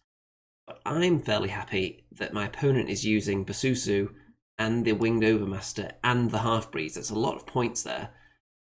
It's pretty even a trade if both these forces here are kind of threatening each other into a bit of a stalemate. I'm okay with that, and I think my opponent is as well. So in the kill scenario, maybe that's not the best thing, that we're happy with what might end up being a stalemate. So I'm confident that my individuals can start killing these units and then turn the tide in the middle, because I've got my powerful individuals actually involved in the fight, not involved in kind of the flank stare down. So I think that's going to be okay. I'm quite confident. Slave Orcs in front, The grotesques are very dangerous. Rocket launcher immediately wavers the mortar, so that poor positioning there is going to cost me a round of shooting. And everything has advanced. Turn 1 for me. So the gargoyles charge straight into the decimators. And that is because I want to advance. I don't want them turning and shooting at Basusu over here, for example, and I just want to get right up in their face. And that's that. There's Susan, who's gone up alongside the house, so she'll be able to fly in there and attack anything over there. And Bracky is poised there as well. So if they countercharge and kill the gargoyles, Bracky will be able to attack one unit, and Susan will hopefully be able to attack something around here as well. Infernoc has been surged up after making sure that he wouldn't be leaving his flank open to anything. And the two hordes of golems have turned themselves to threaten this area, and I would like them to take the long route round this rock and come all the way around here and waste lots of time. I'm quite happy for them to do that because these two characters in particular, I don't want them dancing around helping out the combats in the main area of the battlefield, like mine are hoping to do after they kill these two units here. So, turn 2. Basusu moves into a flank threatening position. Everyone else isn't doing that though. The Black Souls move up, the Slave Orcs move up. The Grotesques are very close behind the Slave Orcs, so that gives me the idea to jam them in, and we'll see whether I can pull that off. The Gargoyles are going to get countercharged, probably killed. The Rocket Launcher, it hits and does 2 damage to the Dragonfire team, and the other Rocket Launcher does 3 damage to the Half-Breeds. And here we go. So what I'm going to do now, I'm going to charge this unit of Immortal Guard into the Slave Orcs. I don't want to kill them yet, and I want to hold up the Grotesques because they're so close that they're not going to be able to double charge into this unit.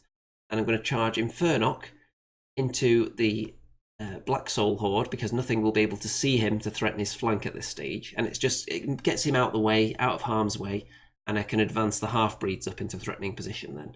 This unit aren't going to charge because they're hindered, and also I just don't want to risk killing that unit yet.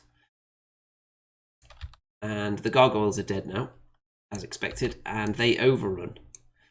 So that means Susan can attack the Slave Driver, and Bracky can attack the Decimators. So I want to just start attacking these units with my individuals, causing havoc, and not get attacked by them. Turn 2. So Susan puts 2 damage onto the Slave Driver. That's an abysmal roll there, Susan. These guys were already damaged after the Gargoyles attacked them, so they're now up to 8 from the Bracky attack, but only a waver. So it's okay. Bracky is pretty safe there. 5 damage onto the Slave Orc Horde, which is about okay. 2 damage onto the Black Soul Horde from the hindered Infernoc, which is fine. And these units just turned, and my individuals are hiding from Basusu. So Dravak and the Dragonfire team are hiding, and these guys are just turning themselves around slowly. Because they're worried about this advance here, the Half-Breeds, which could charge in. If they want to charge in, double charge, go for it. Because I don't think they would kill the Golems in one round. The mortar is under threat, though, from Basusu. And that's why I want to advance quickly. So Infernoc was sent up there. The Half-Breeds now freed up so they can join in next time. Because Basusu will kill that and then will look into the rear of my army. So I don't want anything in this area here that could be charged by Basusu. So next turn is when I want to do the triple charge on this Slave Orc Horde with my 2 units of Immortal Guard. If they can't make it in, it would just be a double charge with the Half-Breeds. And I would hope that would be enough to kill it. So, there we go. Moving on to... this is my opponent's turn now, no picture of the dice though. So, a charge from the Decimators into Susan. And I'm not too concerned about that. The reason that they would do that, rather than shooting it, is that they can disorder and stop her flying in combat, but not with shooting. So, that's why. The Rocket Launcher takes off the Half-Breeds. And they managed to take off the Half-Breeds by 1 point on the nerve roll, and last turn I forgot to do my regeneration with the half-breeds, and on average they would have regenerated 1 wound as well. So there you go, folks. Don't forget your regeneration because it could save your life. So as a result of that absent-minded slip of thought there, the half-breeds are now dead. After the rockets hit them. I think both of the shots hit them from the same rocket and just did a ton of damage. So Susan takes a bit of damage there, but she's okay. And look at this. So Slave Orcs countercharging Immortal Guard. How much damage would you expect to do there? Defense 5 unit. Certainly not 11 wounds. And then kill them. So yeah, I did not see that coming. The Slave Orcs have killed the Immortal Guard that had just charged them. So that is very, very surprising. And that combined with the half-breeds being shot off against the odds as well. Those two things combined has really cramped my style at this stage. Dave says, ouch. I assume that was in response to all this madness that's just taken place. And yeah, so it's not actually looking very good in the middle now. But we'll see. So Infernock actually takes some damage from them as well. I think they have the Brew of Strength. So it's not crazy that they took some damage. Yep, double ouch. So Infernock, quite healthy there. And turn 3. So, look at this. Bracky charges into the Decimators again. 11 damage now. So it's not that great of a roll, but still tons of damage, and it's only a waiver. Again. And I need these two, because of the disaster that I just lost those 2 critical units in the middle. I needed both of these units to die now, so that I can turn these 2 powerful individuals round to help in the middle where they're actually needed now. But they both waiver the units they attack. Susan does alright, 7 damage is fine, but not even a kill, it's just a waiver again. So I've got both of them wavered, so do I want to spend another turn killing them? I'll have to assess the situation next time. Infernock, it transpired, would have been flanked by the Grotesques had he stayed there in the middle and countercharged. So he decided to just slide sideways instead. So he's out of the charge arc of the Grotesques, and the Black Souls will be hindered if they want to charge him again. So just thinking, trying to be clever here and making sure that Infernock's not just going to die next turn, because that would be terrible. And the Immortal Guard that survived charged out of the woods and get them up to 9 damage, the Slave Orcs. And this unit of golems have just turned round to face any threats. And this unit of golems, I surged them with Dravak over here. I surged them into the gargoyles that were up there and killed them. Then they turn around to threaten the half-breeds who are in their front facing. And the half-breeds will have to move now or get charged. So the surge, so the golems were about here, they moved to there. And then Dravak surged them from this position here, got a nice healthy number on the surge, and got to the gargoyles. They are dead, so that's worked out quite nicely. Turn 4. So, Slave Orcs into the Immortal Guard. Hopefully they won't kill 2 units in a row. That would be truly astonishing for the Slave Orcs if they pulled that one off. Grotesques have turned round, so they're threatening Infernock's flank now. Which is very dangerous, so he's going to have to be concerned about that. And Asusu attacks the mortar. The half-breeds run away, and the Overmaster positions himself between the golems and them, but he's actually too close to the half-breeds. So next turn when I charge him, if I kill him, I could overrun with 5+ and get into the rear of the half-breeds, which would be a nightmare for my opponent. So we'll see if that happens. Asusu kills the mortar. That's more like what I would expect. Not 11 damage like last time. The Slave Orcs just do 5 damage, which is much more reasonable. And I can accept that. Infernock takes more damage, so he's actually almost dead now.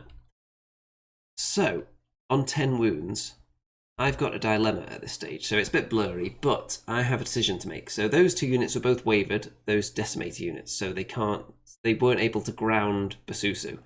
So my choices are attack the Decimator units, finish them off, and hope that I don't just waver them again or double one them and be stuck there for another round. Or, and that would guarantee that Infernock dies if I do that.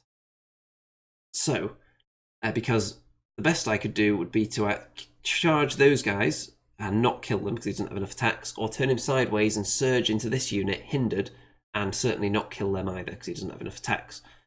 So he's a bit toast in the middle there. Do I let him die and just trade him for these 2 units and try and take them out and hope that I don't have a massive fail again?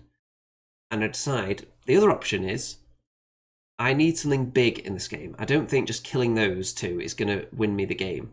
I think I need to really turn it around 100%, not just a little bit. So what I'm going to do, I'm going to charge Bracky and Susan into the rear of the grotesques, and I'm going to surge Infernoc into the front. And I'm going to think that that should be enough, hopefully, to get rid of them. And then I'll have next turn, at least Bracky or Basusu would still be alive the turn after that, because they're not going to be able to shoot both of them down, and whichever one's alive will finish off one of these units, and then the next turn hopefully finish off the other. So that's the plan. And after I've killed the grotesques, Infernoc, who'll be standing here, will be able to turn towards the Black Souls, and then if they want to charge him again, they'll be hindered, and they may actually not kill him. Because he's on 10 damage at the moment, and it's possible that they wouldn't kill him. I could get Dravak into inspiring range, and while hindered, it's a decent chance they wouldn't kill him, I would say there. They could still do it, but it's not by any means guaranteed. So it could keep Infernoc alive and kill the grotesques and not mess me up too much here. It's a risk though, because if I don't kill that unit, then it's not going to be fun. But I decide it's going to be worth the risk. I think the payoff is one that I need at this point. I need a big turnaround. I can't just chip away a few little units here and there. I need a big swing. And I think for that, Infernoc needs to survive for the next turn. And I need to kill this unit. Turn 4. So the Dragonfire team put some damage on Basusu. It's a start. So the golems charge into the Overmaster. They do 8 damage, but can only waver. That would have been nice if they could have killed that Overmaster and overrun into the half-breeds. But no, it's just a waver. That would have been nice, though. And look at this. So, Susan and Bracky charge in. They're in different facings as well, which is very important, because that means that they can't, should I fail, they can't overrun through one into the other, as we found out in one of my previous games. So, Infernoc in the front, Susu in the rear, Bracky in the flank. All those 2 are unhindered. He is hindered. Together they do 9 damage in total, which it's a little bit lower than I was hoping for, and that means that I'm not going to kill that unit. I don't even waver them, if they are waverable, I can't remember. And the Immortal Guard get the Slave Orcs up to 12 damage, so this has been a bit of a disaster now, because Infernoc's still going to die, and there's potential that these characters could die without finishing off the Decimators now. So the risk, which I still think it was important, that I needed the big swing, so I needed all these units to be alive, this unit to be dead, and then I can always kill the Decimators later. I think I needed to do that to have a chance at this point. Because if he dies and I kill the Decimators, then I'm still quite a few units down. They could have killed this guy and then turned around to face Susan and Bracky, and they wouldn't have had the assist from Infernoc when fighting this unit, so they would have done even less damage. It's a tricky one. Would I do things differently? I don't know. Should I have done things differently? Maybe. And there's how it's looking. So it's not looking good for my Abyssal Dwarves at this point. These golems have turned around to face this way because there's nothing threatening them over there, because the half-breeds are just hiding in the corner. Turn 5. So the flank charge goes in here. The grotesques countercharge Basusu. I'm not overly concerned. I think Basusu could possibly survive that. And then everyone is going to try and flame Bracky with their Decimator attacks. So, and this unit gets healed as well. I think it's regeneration they might have. If it's not, then somebody healed them. I think it's regen though. And Basusu charges into the rear of this unit of Immortal Guard to help the Slave Orcs. So they'll probably die as well now. So it's all going wrong now. And the Overmaster has just not done much because he's wavered, just hanging around. Look at that laser. Sweet shot there. So, what's going to happen in combat or the shooting? So, damage is being piled up on Bracky. and somebody's being shot with a rocket launcher. It's Dravek, takes a bit of damage, and Bracky is dead on 9 wounds, so it would have needed 7 twice to kill him, which you'd be hoping to survive that, making them roll it twice, but nope, he's dead. Basusu is dead. The Grotesques have a very, very good round of combat. Look at all that damage. She was only on 1 wound, and now she finds herself on 17. So the Grotesques did 16 wounds. Obscene number of wounds for like the 3rd or 4th time in this game, I think. So Basusu is dead, and Infernok is dead. So that gamble has certainly not paid off here, because I could have had both these units of Decimators dead. Instead, nobody's dead, and I've lost my entire central army there. So not very nice at all. These guys have still got to be attacked, and they of course die as well. So it's not looking good. At this stage, the best I can do is just try to kill as much as possible now. So what am I going to do in turn 5? So the golems kill the overmast. No, actually these are the other golems. These guys, what were they looking at? So these golems are here. So they actually charge the flank of the slave orcs here. So they kill them. So the slave orcs are dead. And these golems go into the... they kill the overmaster and turn to face this way. They're not going to be taking too much of a part in the game, though. The Dragonfire team toast the Grotesques, but barely do anything. And Bracky, Dravek, should I say, flames the Black Souls and doesn't do much. So not looking good. But the golems that killed the slave orcs are giving me some hope that maybe I can take out some more units before the end. Turn 6. So they try and throw their throwing mastiff at Dravek, but they actually miss and don't do any damage to him, which is very nice. This guy is going to die. The Dragonfire team, the Half-Breeds, have charged him. Grotesques have charged into this Dragonfire team. And this guy here, this character is, I can't remember what that is down there, but it's trying to block a charge from the golems into the Grotesques, but it's not actually succeeding, because we work out after this that there's still enough of an angle for them to get in there. We'll come to that shortly. The Decimators, they put some damage on the golems, not much. The Dragonfire team's dead. Dragonfire team's dead, both of them. So, the way that they're positioned now, there is actually space for them to make this charge, because they didn't go backwards. Oh, they did, but they were stuck because the slave driver was there, so they couldn't go further. So if the slave driver wasn't there, they could have fallen back further than that and possibly escaped the charge. But the angle they're at, they are actually going to get charged now by the golems. They'll be hindered, but they're so heavily damaged they should die anyway. So turn 6, the golems do kill the Grotesques, so there's some juicy points coming my way. Dravak with his fireball, he kills the Half-Breeds, which is nice. And we're going in to have a turn 7 as well. So if my, let's see, my Obsidian Golems, if they can survive turn 7, I could actually kill another unit, and I'd be working my way slowly towards maybe not a draw, but maybe a less severe win. And this is what you've got to do when there's attrition like this, or there's any kind of bonus for killing units. You just got to keep chipping away on things right until the end. Just keep trying to kill as many things as possible, even if you're going to lose. Just keep going and going and going. Squeeze absolutely everything you can out of a game. And hope it's not one of those games where you just make a mistake that costs you something as well. Because you can kind of make up for that a bit if you just have rugged determination in all your other games and just try and squeeze out as much as possible. So the Decimators and the rocket launcher, which hits again, kills the golems. So they are dead. So my turn 7, these golems, I surge them into this unit, and I've put Dravik here so they won't be hindered when they charge in. And he sits there and then surges them in, but didn't do enough damage to kill them, unfortunately. So that's how the game's going to end, and that is clearly a loss on the kill scenario, but not as big as it could have been, because I was able to take out a couple of units late on. So the gamble in the middle clearly didn't pay off, but it was trying to turn round the huge swing that took place, It was looking so healthy at one point, because I was wavering these units.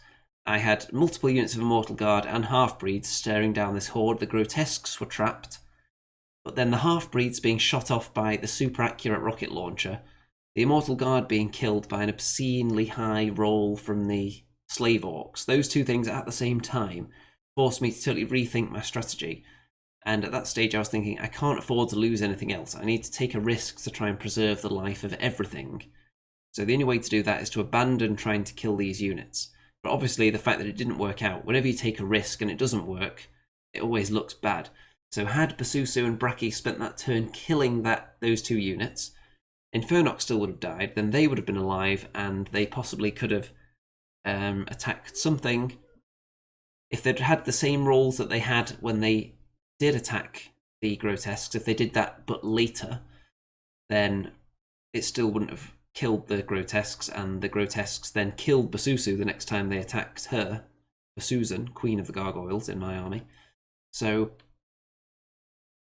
who knows if it was the right choice or not. I'm sure if anyone has any thoughts on that particular decision, it was a very tough one to make, very tough choice, deciding to abandon these units they'd been fighting and just wavering over and over. You have to cut your losses at some point and prioritise, and when things are going wrong, you have to pick what's the lesser of two evils. There was no perfect choice there. In an ideal world, the Immortal Guard and the half-breeds would have still been alive. There would have been a double charge on the slave orcs. I would have killed both of these units with my individuals. Infernox would have been not in quite as much peril. And then those slave orcs, the fact they overran the Immortal Guard was what gave the grotesques enough space to turn to threaten Infernox in the first place. So things went wrong, you've got to react, and I'm sure people will have their own thoughts on it. Ian says, you don't need golems, must go, I'll catch up again tomorrow. Yes, there's more tactical insight to come, definitely. So, moving on to the next game. And this is control, this scenario, and I'm against goblins. And the player I'm against here told me that he's watched a lot of my battle reports and tournament reports, so presumably has picked up a lot of goblin tips, although the army doesn't have that much of a resemblance to the armies that I take. There's 3 giants in there, and there's a lot of other things that I don't put in my list as well. So let's go through them, shall we? So control, and you can see at this side, I've kind of spread out. I'm ignoring this section here, and I'm not too worried about that area here. I want to control kind of this region, kind of in a V shape there. I want my own middle area because it's worth 2 to my opponent if they can take it. I want the 2 flanks, ideally, and the centre. But the 3 most important ones are this one, and this one. Because if I can control those 3, then I'm going to win the game. Because that means my opponent will only be controlling 3. And the 3 that I'm controlling are worth more because I'd be in the centre. The other option is that if my opponent piles in loads of stuff here, I can try and control this one, and this one, which again is enough, but the 2 critical ones are these 2. If you can hold your own central area, you're depriving your opponent 2 points, and if you hold your opponent's central area, you gain 2 points. So it's very, very important. That's where the game can often be decided in control. So I've got Immortal Guard out here because I want something that can hold an area, so my opponent is going to have to chase them, and a giant isn't ideal for killing Immortal Guard because they have high nerve, and sometimes a giant doesn't have that many attacks. So it could take 2 or 3 rounds sometimes for a giant to kill, because they're only going to get, on average, you tend to get about 9 attacks with a giant, and it only hits on 4s. So it's not going to be able to kill them easily.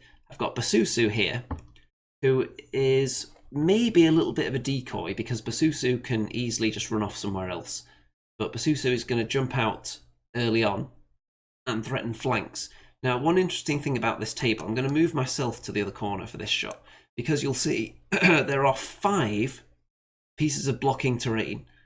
we determined none of these are supposed to be hills because this one's got like plants sticking up all around it. There's no way you can sit on it as a hill. None of these rocks come off, so surely they're all just height 4 impassable pieces. 1, 2, 3, 4, 5. Nothing comes off the base. So we decide that's what they are. 2 woods. So there's very narrow areas you can actually walk around here. I don't know if maybe some of the terrain was nudged throughout the day to make it closer together, but it's very, very difficult and congested. So it's going to be very easy to avoid flank charges. But it's control, should I say. So it's going to be difficult to reach some of the sections that you want. So it makes it very, very difficult. So you can see down here I've got this big wall of defense 6 stuff here. And I've got all my things that aren't defense 6 down here. And my gargoyles are hiding. I do not want the gargoyles to get killed. They're my most important unit in some ways for this game. I'm not going to throw them away as chaff. I'm going to keep them alive because I want them to jump into a table section at the end. And if I win the roll-off, I'm going to let my opponent go first so I can have the last turn and jump the gargoyles to wherever they're needed. So let's move me again. Yep.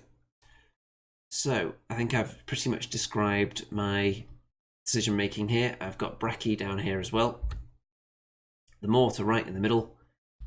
The big wall of death hiding the gargoyles as well, and the breath attacks going up behind the golems, and Dravak is there. And my opponent's army, there are 2 troops of more beasts, which are handy for the scenario because they can just sit somewhere and you don't have to worry about if they're not fighting because they're so cheap. There is a horde of trolls. This one has the potion of the caterpillar. There is a horde of rabble. And there is, I think that's a war trombone back there. There's another horde of trolls with the staying stone. There's a horde of trolls with the brew of courage. There's a giant here. There's another horde of rabble. There's another war trombone. And I think these ones might have an item. I can't remember. 2 giants there. And there is a hero. So the wizards have some spells. I think this guy might have Blizzard.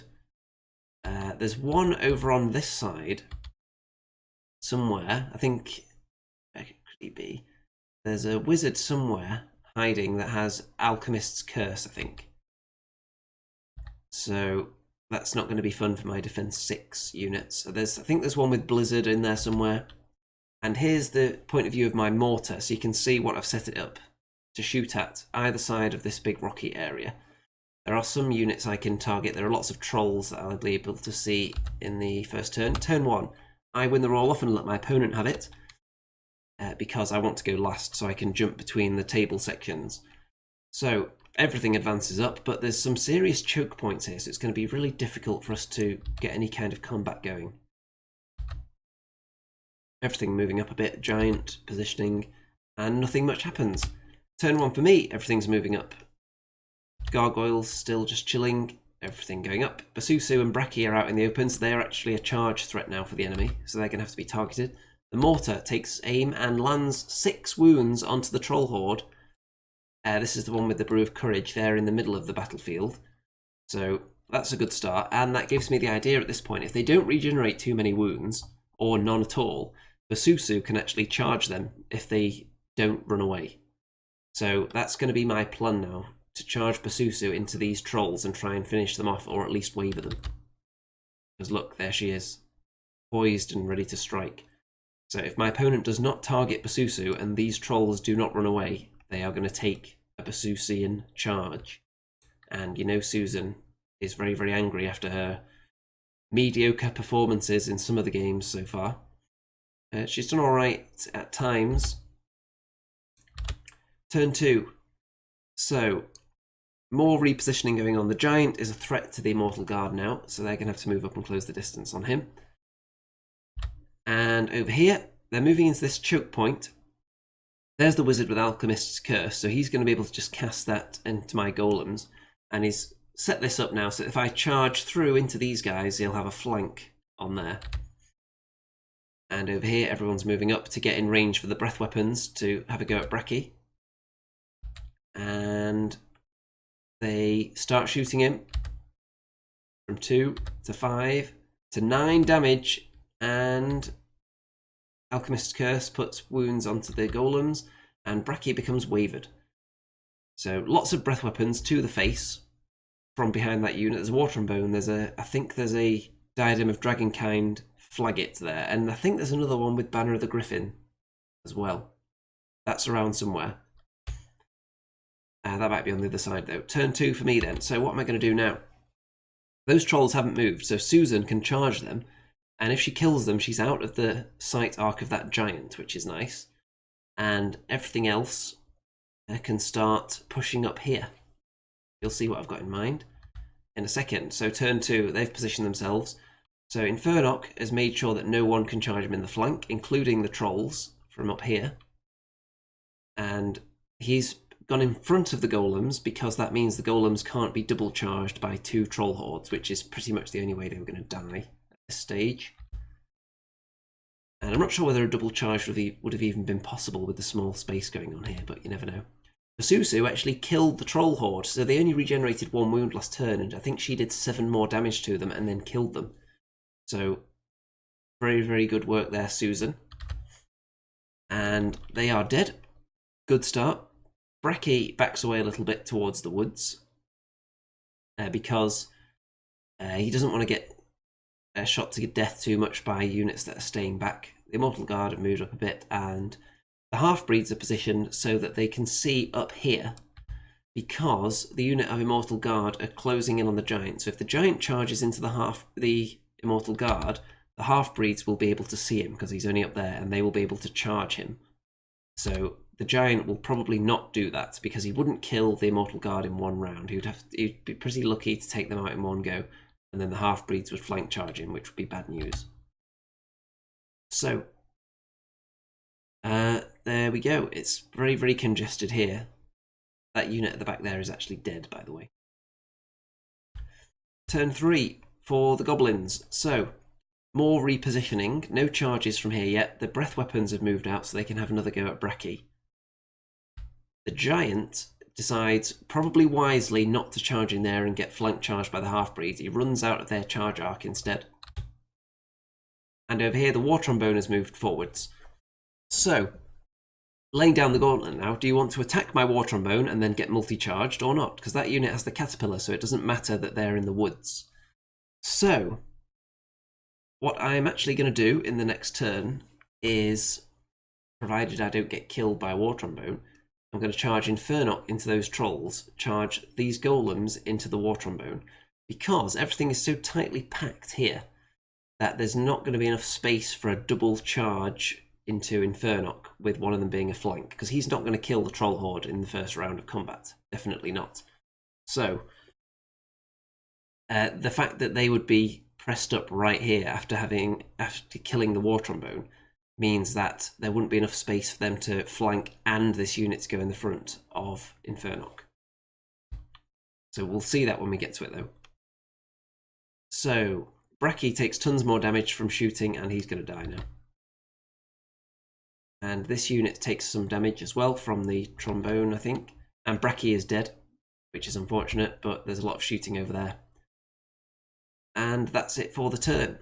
So turn 3 for me. Infernock charges into them, does a little bit of damage, but not much. The golems kill the war trombone, and then they overrun. And the way this is positioned here, that unit cannot countercharge Infernock at the same time as this unit charges into the flank, because there's not enough space. Because the units were so tightly packed together, there's no room for either side to bounce. So if these guys try and get in there, they would actually end up touching both these units when they get into combat before they reach Infernock, so they can't actually get in there. The only way that they could charge his flank is if the unit of trolls up there move backwards, and the only way they can do that is if the unit behind them also moves backwards. So it is possible to get a flank on Infernock, but it's not possible to get a front and a flank. And my opponent, what my opponent was thinking was that when you declare at the same time, these guys could slide down to make room for a unit in the flank. And he seemed convinced that that was how it works, but I was 100% convinced that you only slide down to make space if you're charging the same facing. If you're going into different facings, then you don't make space for each other. So I was 100% convinced, he was 100% convinced. So we decided to get a judge to just make sure we were doing it correctly. And obviously I was correct, because that is just the way the rule is. If you're charging the same facing, then you'll spread out to share it. But if you're charging in different facings, then they don't take the other units into consideration. So there just wasn't space for that to be feasible.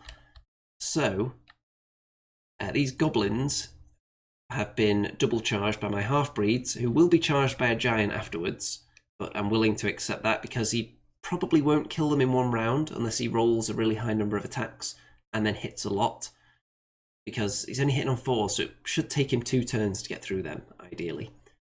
And the Immortal Guard in there as well, they do a bit of damage, quite a bit, so I should hope to kill them next time. And these Immortal Guard have turned, because the giant behind them isn't a threat at the moment, so they're just looking in this way, so that if the giant charges in there, maybe they could charge in the flank of it. And Susan lands behind that unit there. So, oh, actually, this is why they couldn't move backwards. So yeah, this is how I boxed them in, because they can't move far enough to make space for that double charge, for that flank charge to work, essentially, because there's not enough space here. I think this might have contributed. But either way, I'm not sure if there would have been space if they just backed up to here, and then that unit backed up a bit. But definitely, they can't do a double. And my gargoyles have flown off behind this piece of terrain here to hide, because I don't want them to die. They're just hiding from the enemy magic spells because there's a blizzard out there, and that would be a perfect target for the blizzard. And I need those guys alive for the scenario. Turn 4. So the War Trombone puts itself in front of the Immortal Guard and just lays down its life to protect the flank of the giant. The giant charges into the half-breeds, and the horde of rabble countercharge the Immortal Guard. And there's going to be some shooting into this unit. You can see the giant is behind them as well, so that's going to be trouble. And over here. So, in the end, my opponent decides that this unit will just go in the front on their own. I think that may have been the only thing that was possible with Basusan back there stopping them from going backwards. I think that is correct. So they couldn't physically get in there under any circumstances. I think that's correct. You can see the more beasts are moving around a bit as well. They want to advance because there's a juicy table section here and this one. So there's a big battle going on for this table section here. But my opponent has 3 hordes in there and a giant and 2 troops at the moment. So it's a bit a bit overloaded in that section, you might say, for my opponent. They're trapped by all this terrain. And the giant is hiding a bit from these golems. And the more beasts do move forward behind this piece of terrain into the bottom right table section. 4 wounds from the War Trombone and whichever spell, whatever that was cast. And that's how that's looking over here. So, Alchemist's Curse, again, into the golems. Doesn't roll that well, though. The Alchemist's Curse hasn't been performing that great in this game. And 4 damage onto Infernoc from these trolls, so he's going to be fine. Eventually, this stalemate has to be broken, but it's so difficult because it's so congested in there. So, here, the Immortal Guard takes 6 wounds from the Rabble Horde, and the half-breeds take 5 damage from the giant, which is about the amount you'd expect, really. So they're going to be fine for a turn. Turn 4 for me. So, Susu charges into the flank of these trolls from over the top of the rabble and wavers them. So that's quite important there. I thought it was worth going for the hindered charge on them. The risk, just trying to get a waver on them to stop them charging into the flank, because I want to move in with some of my other units. So Infernoc is back in there. He's going to do some more damage. These guys are still stuck at the moment, though. But next turn they may be able to get out. Infernoc may have to move out the way a bit, slide down there, and allow a double charge maybe. There might be space. That's what I'm thinking at the moment, but it depends how these units line up. There might not be room for that, but that's the kind of thing I'm leaning towards at the moment. There's also the possibility that this unit doesn't even advance into this section at all. They just hold the enemy in there, and then right at the end, they just move backwards. Because at the moment, the way the table is divided, it's something like this. Hold on. It's like that. Something like that. So if this unit moves backwards, it would actually be in this table section and could actually hold it against 1 or 2 units of more beasts. So it's something to consider if I don't feel like I have any good charge options in there. Gargoyles are still hiding, as you'd expect. Breath weapons moving up. The Immortal Guard finish off the Rabble Horde. They do more damage than that, but we didn't mark it on the unit yet. The Half-Breeds do 9 damage onto the Giant, which is a good start. These Immortal Guard kill the War Trombone and turn to face this Giant.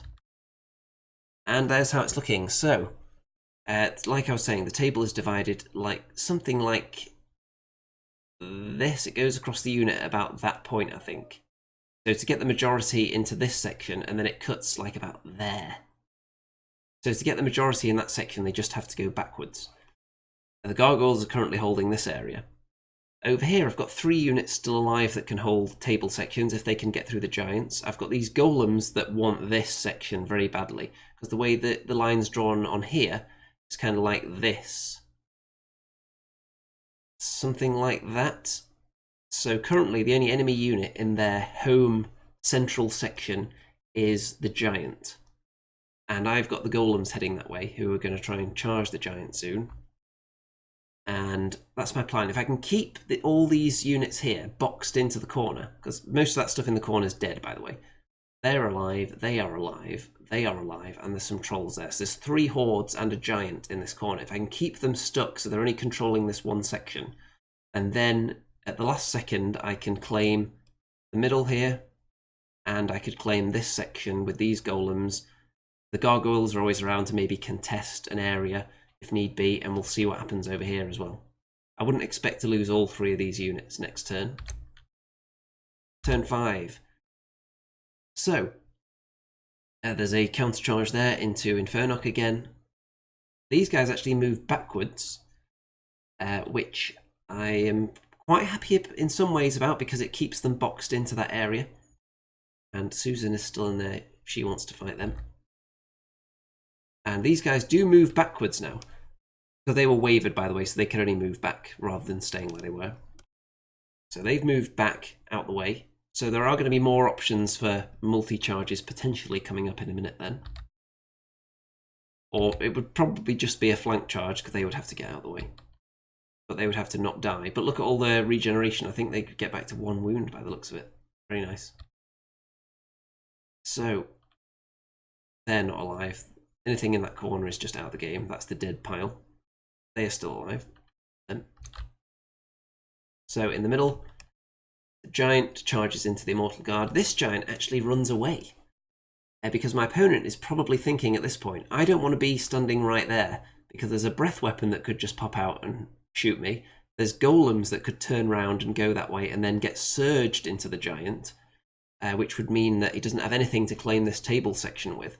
So I can understand the logic of moving away, but it is a risky move. So this guy's just parked himself in front of the Golems here. So the way it lines up, because there's now space for them to bounce away an inch after combat, Infernoc, when he goes in, they will actually be able to touch this model here and attack it, because the space is opening up a bit now, and that's exactly an inch away from them. So the Half-Breeds become wavered, but they've got Dwarven Ale, don't forget. I think that was a shooting attack that wavered them. And that unit is just sitting in front of them to stop them going after the Giant. And there's how that side is looking. So Infernoc takes some more damage, but he's still okay. And the Giant does some damage to the Immortal Guard, gets them up to 11, but doesn't kill them. Very unfortunate for the Giant there. So the Obsidian Golems kill that character there. And Infernoc, you can see he's got some wounds on him still. he does some more damage to them. And Basusu charges in the flank as well. And these guys, because the giant moved previously around here to hide, so they move up into this section now, so they're in the enemy middle area. The half-breeds, they kill the character that was in front of them and regenerate some wounds. The Immortal Guard going a bit into the giant again and can't kill him. These guys can't do too much. And there's how that's looking. So when these guys are finished, you'll see that they are actually lined up with the furthest out point of this here. So they can still go backwards there. They are like lined up, so they're still lined up for the plan to succeed, unless I want to charge in and get greedy and take out this horde of trolls here who are in the woods. Because I feel like maybe I could have taken them out this turn, and I really wanted to make a push into this corner because this is the main bulk of my opponent's force here, and if I could take that off them, that would probably turn the game definitely in my favour there. Dravak is still hanging out down here, inspiring everything, so he's just staying there, hiding, avoiding being killed. And turn 6. The giant into the half-breeds, and the counter-charge here into Infernoc. These guys are still hanging back. And the giant into these Immortal Guard, and the other Immortal Guard are going to get shot. So Basusu gets charged by the trolls there, and these guys get boxed in, which is okay because it's going to be the end of the game in a minute, so they're actually going to just nip backwards a bit and be in that table section. And these guys make a push for this area to try and claim that, but it's not going to matter because I've got the obsidian golems. And anything else of note going on in this shot? I don't think so. Although my opponent probably should have at this point started measuring where the units were and which sections they were in, because these guys are going to be trapped in this top area and I'm going to own this zone here. So that's bad news for my opponent. So these two are engaged by giants. This blizzard, I think, is going to target that unit.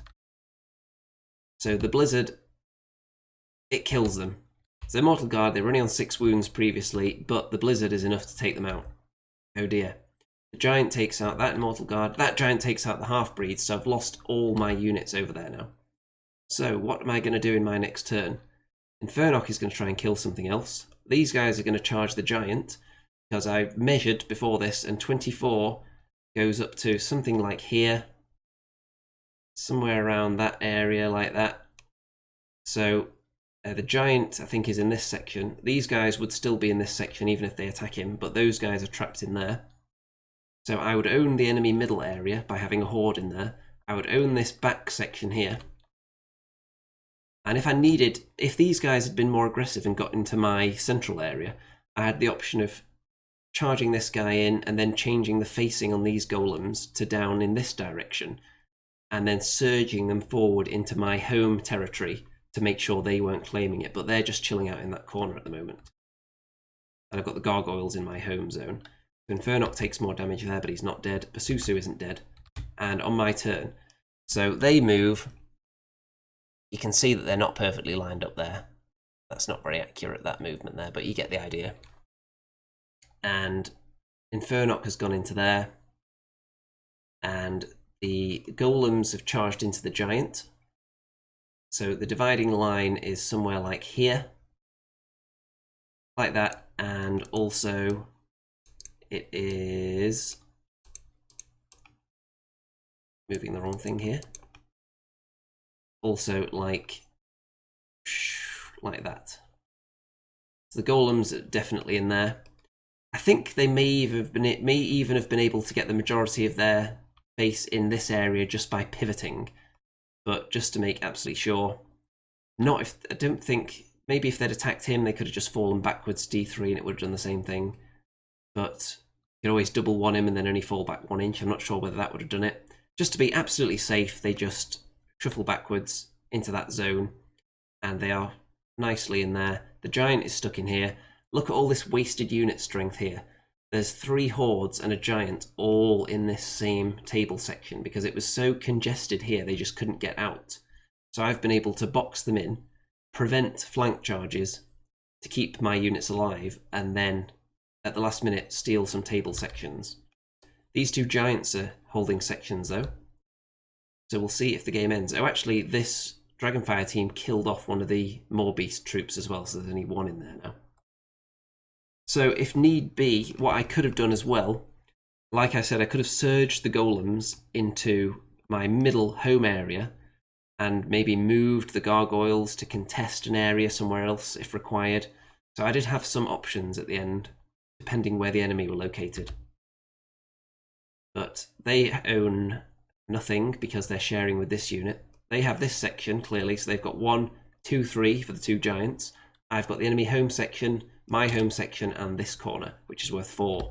So that's going to be 4-3 win to me. And the overall gist of that is, if there's a lot of blocking terrain, make sure you're not going to get cramped up. In a scenario where you need to spread out and claim lots of territory, we both were jammed in to an extent, but I kept my gargoyles in a position where they weren't getting killed because I needed them to win the game. And I kept my options open by not committing too much into any particular sections, staying kind of on the borders so I could jump between each one towards the end.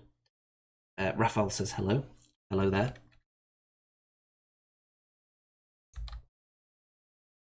And this final game of the tournament then. So sitting on 4 wins and a loss so far, very, very tasty going into the final round. So in this game, if I get a big win, I've still got a chance of possibly getting up to somewhere like 3rd place, maybe. So that would be nice. And also there's a chance if I get a massive loss, I could drop down into mid-table mediocrity. So we'll see how this goes. I'm against Trident Realms for the 2nd time, and I think I also have a copy of this list as well. So, facing Trident Realms again, but it's not the same Trident Realms, and this is the push scenario. So, we've got some more blocking terrain. I can't remember whether we played that as a hill or blocking terrain. And there are 2 woods there, there's some fences as well. So, my opponent's army, I think everything is ensnaring again. So I have got my Immortal Guard here carrying the push tokens. Infernuk in the middle, who wants the middle token, which is about here. He wants to pick that up. And for this game, it's one of those where I'm not confident I'm going to kill everything, because it's a big long line and it's all got ensnare. So am I really going to be able to kill all of that? Probably not. So I'm just going to try and play the scenario. Put a big hard to kill wall of golems in this area here. Grab the token with Infernuk, try and escape, and put these tokens in the enemy half and just win in this area here. Similar to the way I did in the loot scenario earlier. Put this hard to kill stuff here, so the enemy army is facing down that a lot of the time. We'll see whether that works though, or whether it was wise.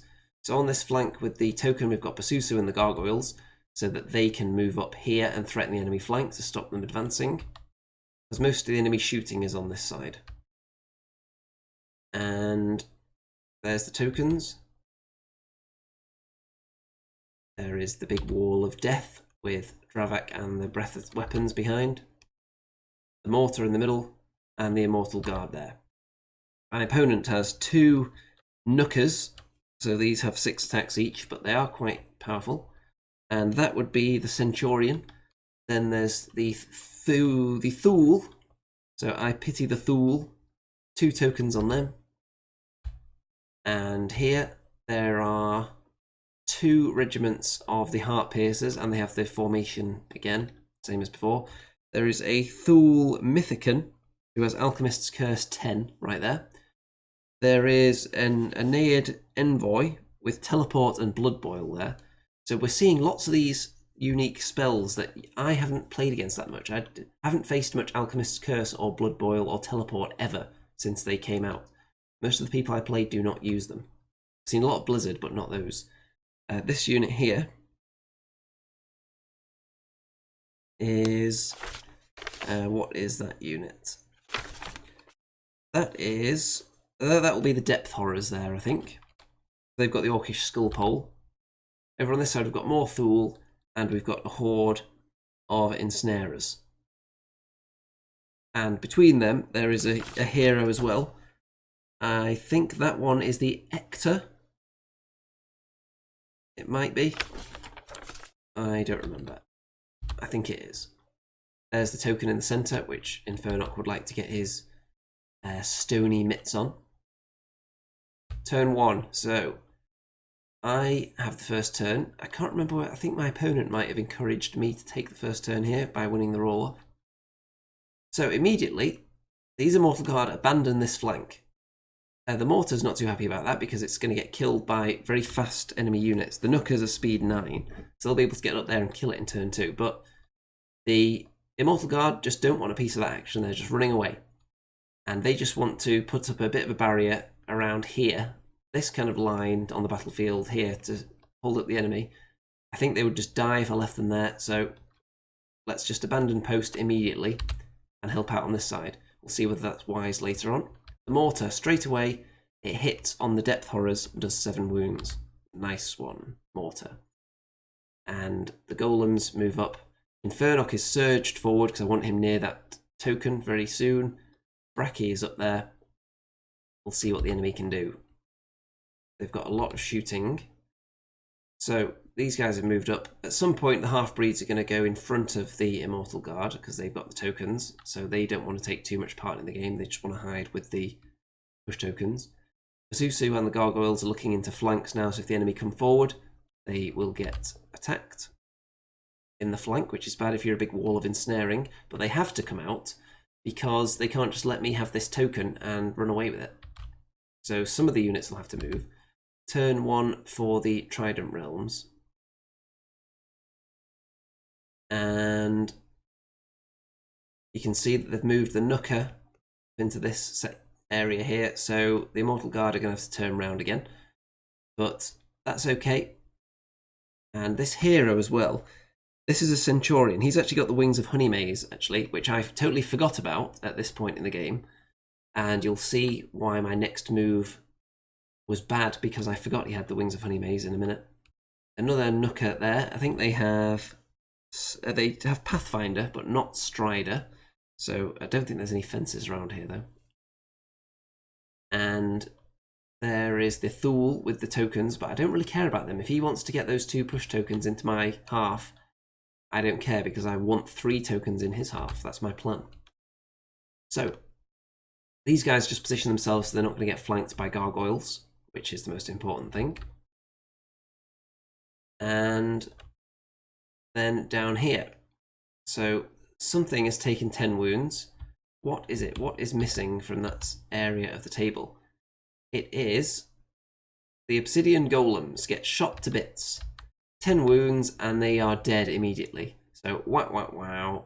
Lots of shooting, lots of spells, Alchemist's Curse, Blood Boil, all kinds of terribleness, and they are dead. Oh dear. Not a good start, and I think these magic spells are a pretty good counter to what I'm bringing. So I think that should say turn 2 here. So turn 2 for me, the Immortal Guard turn, and at this point they could have blocked this guy charging the Mortar, but I forgot he had the wings, so I didn't think he had enough range to actually get there. So always remember when someone has the Wings of Honeymaze, because they could have been facing him and blocking the line of sight, I think. Instead, they're now going to allow him to charge the Dragonfire team and him to charge the Mortar. Bad news all round. So, over here, Infernoc has picked up the token, and these roots on this base are very, very slippery. He keeps sliding into a different position. So he's actually more like this, in this kind of direction. So when you press down on the back of his base, you can see that there's a bit of the woods sticking out in front of his base, which is very important because I want anyone that charges him to be hindered by the woods, as long as they don't have Pathfinder. And the units that could attack him, I was thinking these guys here, but actually they don't have a far enough charge. I was thinking they were speed 6, but they're actually only speed 5. And they wouldn't have minded anyway, because they have Pathfinder.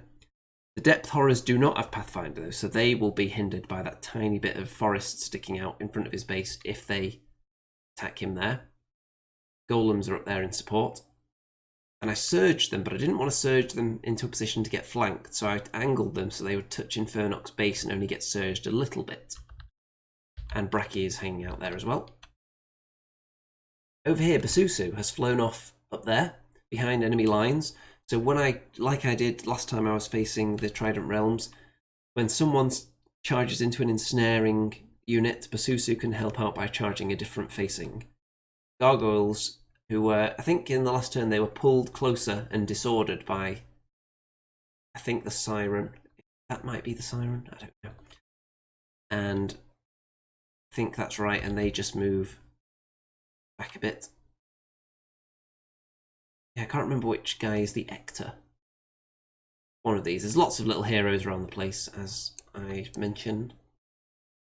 And so that unit has left a big gaping hole in my defences, so this unit is going to have to do its best to hold up the enemy now, while Infernoc escapes with the token. See if that works out. So, because I forgot he had the wings, he's able to charge the mortar. This is my opponent's turn 2 now. And the Nooker charges into the Dragonfire team. Oh dear. I'm not overly concerned by that though, because I've got enough round here that can actually attack it at this stage. We'll see. And I don't think Infernoc is going to take much damage from them. And the Thule have moved up, but staying out of the charge arc of the Immortal Guard, which is another reason why they should have stayed where they were, but facing that way, and not care if someone jumps over their head. And so that was a bit of a mistake. So 5 shooting damage done to this unit of golems. That's more like it. I don't expect them to take 10 damage. 5 is much more acceptable. Oh, but now it's at 8. But they do not die. So 8 is okay. And the mortar is dead. Dragonfire team gets double wand. I don't know what it is with Dragonfire teams being double wand in this event, but there's another one. And here, I don't think they do anything to Infernoc at all, which is nice, because now I'm going to be able to double charge the Depth Horrors with Infernoc and the Golems. Turn 3, so they do that double charge, and Infernoc turns that way. So the Golems hopefully can survive one round of being charged by all kinds of things, while Infernoc runs away, slowly.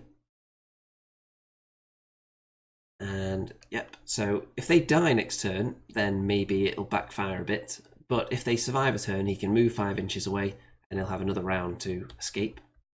Because really, I want him to get to about here and drop his token and let someone else pick it up. Maybe the Immortal Guard can come over and pick it up off the ground. The Gargoyles move up. They do not charge because they want to protect the flank of the half-breeds from being charged by the Thule over here. So Basusu charges into the flank of the Ensnarers. The half-breeds charge into the front, and I do, it looks like 11 damage, which is an okay start. So I'll have another turn to go after them unless they regenerate all their wounds, which they often do. And the Gargoyles will probably get killed by the Thule. And the Immortal Guard are heading in this direction with the tokens. They're not totally committed to going over there yet, though. They're hedging their bets a bit. They can still come back this way and help if they need to. Bracky charges into the Thule Mythicon. He's the one with Alchemist's Curse, so he's the biggest threat to my golems. So if I charge in there, that'll force him to charge the golems rather than shoot them, I think. Which I think I've got a better chance of surviving. So, wounding him, just to stop him casting. Over here, my Immortal Guard are facing off with the Thule. And at this point I'm thinking, actually, even though I had no intentions of taking the tokens from this unit, the way my opponent is kind of committed to going in this way, maybe the Immortal Guard have got a chance there. I've got Bracky over here that could help them. Maybe they could actually steal those tokens. Because the Immortal Guard have totally been bypassed by these guys. So, you never know. Turn 3 for the Trident Realm. So, a triple charge with the 2 Nookers and one of the heroes, 2 of the heroes in fact, into the Golems. So will that be enough to kill them? Remains to be seen. And the Thule into the Gargoyles, the Ensnarers into the Half-Breeds. And these Thule move away from the Immortal Guard with the push tokens, which is risky because you're moving away from my half of the table. which is where you want to be with the tokens, but of course moving out of charge range. The Thule Mythicon goes away somewhere. I can't see him at the moment. I think he's just hiding. And then there's going to be some shooting targeted from those guys onto the Immortal Guard. 2 damage, not much. And these ones put 11 damage onto a Dragonfire team and kill it. The other Dragonfire team gets attacked by him again. I think someone else attacked it last time. Look at this though. The horde of golems are dead. They take 14 damage. And that's unfortunate. And the plan for Infernock is not going to work now because they've died. If they'd survived a single round, then the plan would have been on. He could have moved away 5 inches. They could have countercharged something. Died next turn, okay, but then he would have been further away.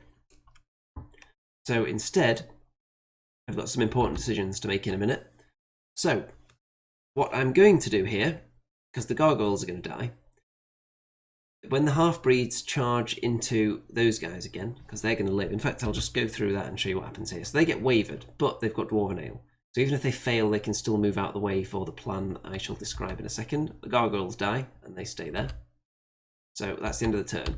So if you look at this wide shot here, Infernock has got 2 choices.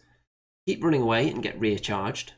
Turn round and take 4 charges in the front from 2 Nookers and 2 heroes, who, with their combined attacks, I estimate it would take them 2 turns to put him in serious jeopardy.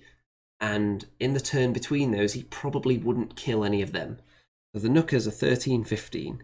He might waver one of them with his countercharge, but within 3 turns, which is how many there are left, he would be dead, and they would then steal his token. So my other option is drop his token on the ground, turn him upwards, and surge him into the flank of that Ensnarer horde and help in the fight up there, and then I could bring whatever's left here down to help out in this fight to come and try and get this token back. Dropping a token, it always feels like some kind of surrender. John says, kick those mer people in the teeth. That's the plan.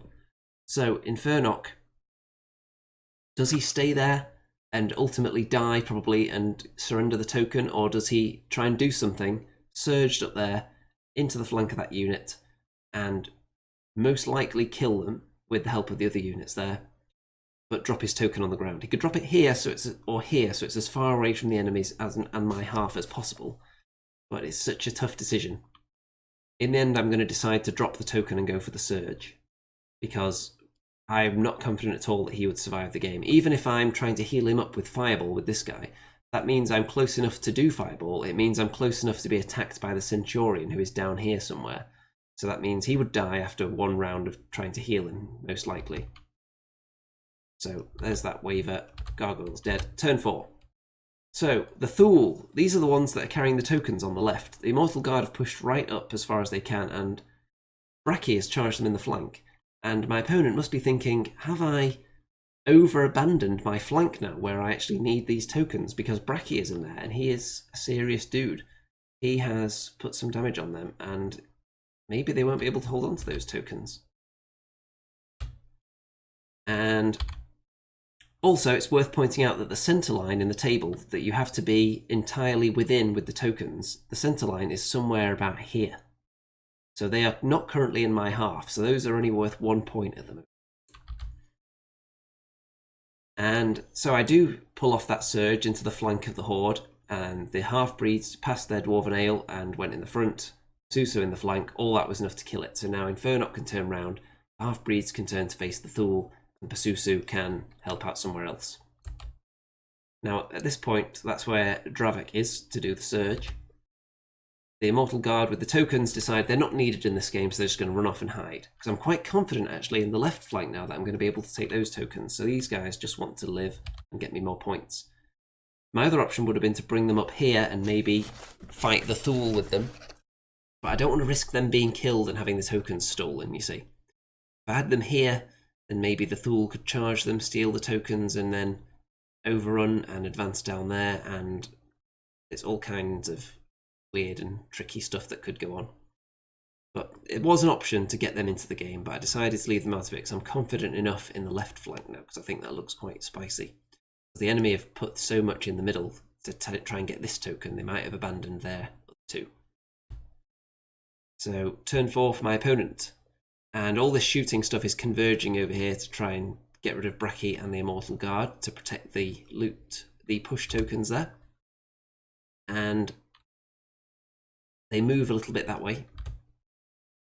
And there is some damage dished out between the two of these attacks, but not much. You can see not much damage dished out there at all. So one of the Nookers charges into Infernock to keep him pinned up here, which is a good move. And the Thule will kill the half-breeds. So at this point... Right, so what I should be doing, let's move me out the way so we can see Basusu. So Basusu is up here. Logically, because this Nooker has picked up the token, I should be thinking with Basusu, right, you are the main priority now. If you die, you are not carrying the token, so I'm not going to lose this game. Basusu should be flying down here, ready to threaten that creature. That should be the plan. However, for some reason, I overlooked that and I decide that Basusu wants to kill the Thule instead, which are not important to the scenario at all at this stage. So I think this is a mistake coming up now. Turn 5, so the other Thule. Right, look at this. So the Thule are nerve 14-16. And I have got them up to 10 damage with the Immortal Guard and Bracky. So I just needed to roll a 6, and they were not inspired. If I could have rolled a 6 and stolen those 2 push tokens off them, there are only heart piercers round here against the Immortal Guard, who are only on 4 wounds, and Bracky is in there as well. Would they have been able to take the tokens back off the Immortal Guard? They may have been able to shoot them down if they both shot at them, but then Bracky would have been able to charge at least one of them, or get in the way of both of them, and it would have been tricky for them to get these tokens back.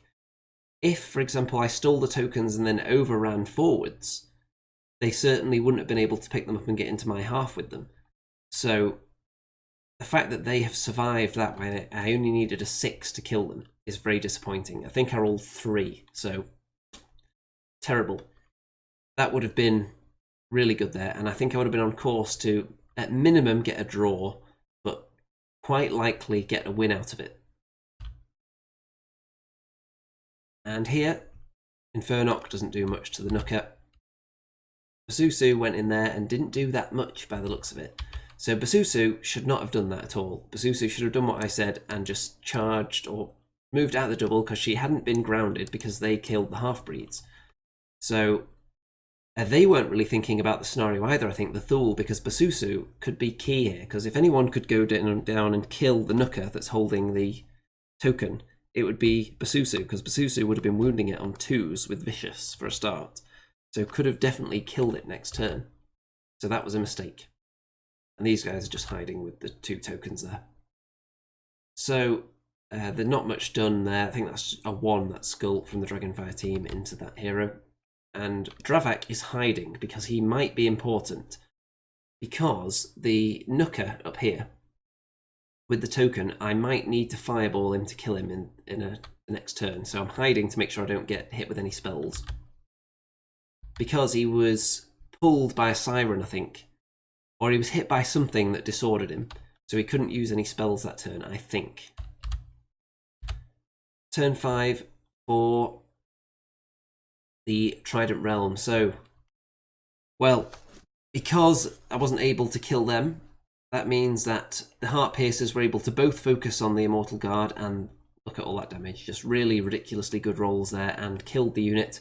And the Thule then able to focus on Bracky. I was actually thinking when they countercharge Bracky, okay, that's good, because now the Immortal Guard have got to look at your flank, and I don't think these 2 units are going to kill them in one go with the Inspiring there. But look at all that. So there goes that plan. And Bracky becomes wavered as well. So this plan is not looking good at all. However, I have got another wrinkle in this plan that will come up shortly. Dragonfire team dead. And in the middle, Infernock isn't going to die, but he takes a bit more damage. Turn 6 for me. So, okay. This is a case of when you're in a rush at the end of the game and for some reason you're not thinking clearly and you just play a rule completely wrong. So what I declared as my intention here was that Bracky was going to, because of the size of his base, he's individual, so even while wavered, he gets a free pivot at the start of his move, at the start of any order. So he could pivot sideways, but slightly angled this way with his back edge. So he would still not be within an inch of them, so he could still do it. And then he could move 4 inches diagonally a bit down this way. So what that would be doing, he would go like to here or something. So that would mean that he's still an inch away from them, but they wouldn't be able to shuffle sideways in turn 6 with the tokens. They wouldn't be able to get into my half. And if they charged him, they would have been in his side. I think they would have gone pretty much straight forward. And then even with an overrun, it would have taken them in this kind of direction, which wouldn't have been enough to get them completely in my half, I think. Obviously, there's no line on the table to confirm that, but I think 99%, if he'd got into that position I wanted him to be in, then he would have prevented them shuffling. However, my opponent then said, aren't you only allowed to pivot 90 degrees with your nimble? And I thought, wait a minute, that sounds about right. Yeah, let's go with that. Because for some reason, I think we just had the 10 minutes remaining announcement or something like that. And I was in, or maybe even 5 minutes. So I was kind of in a rush and clearly just had one of those moments where the rules just depart your brain. And I was thinking, oh yeah, I can only pivot 90 degrees. That's right, yeah. So I then moved down a bit, but I could have just blocked them in. So that would have guaranteed me a draw if the game ends on turn 6, because they would have only been worth 2 points in total for those two. So that would have been 2, and 2 for the one that the Nooker is going to take into my half probably. And then I would have had 4 points. So it would have been 4 points each. So I would have guaranteed myself a draw just by doing this perfectly legal move. However, once the seed of doubt was planted in my mind, while being in a rush, I then thought, yeah, that sounds about right, let's go with that. For some ungodly reason, I thought that was the rule for a brief moment. And then about 5 minutes after the game finished, I started thinking, wait a minute, that was totally wrong. But obviously it's too late by that point. But really, if you're ever unsure, go to the rule book. But when you're in a rush, it's tempting to just think, nah, that's probably the rule, there's no need to check it. Always check if you're not sure. So Infernock is just having a slugfest with this Nooker.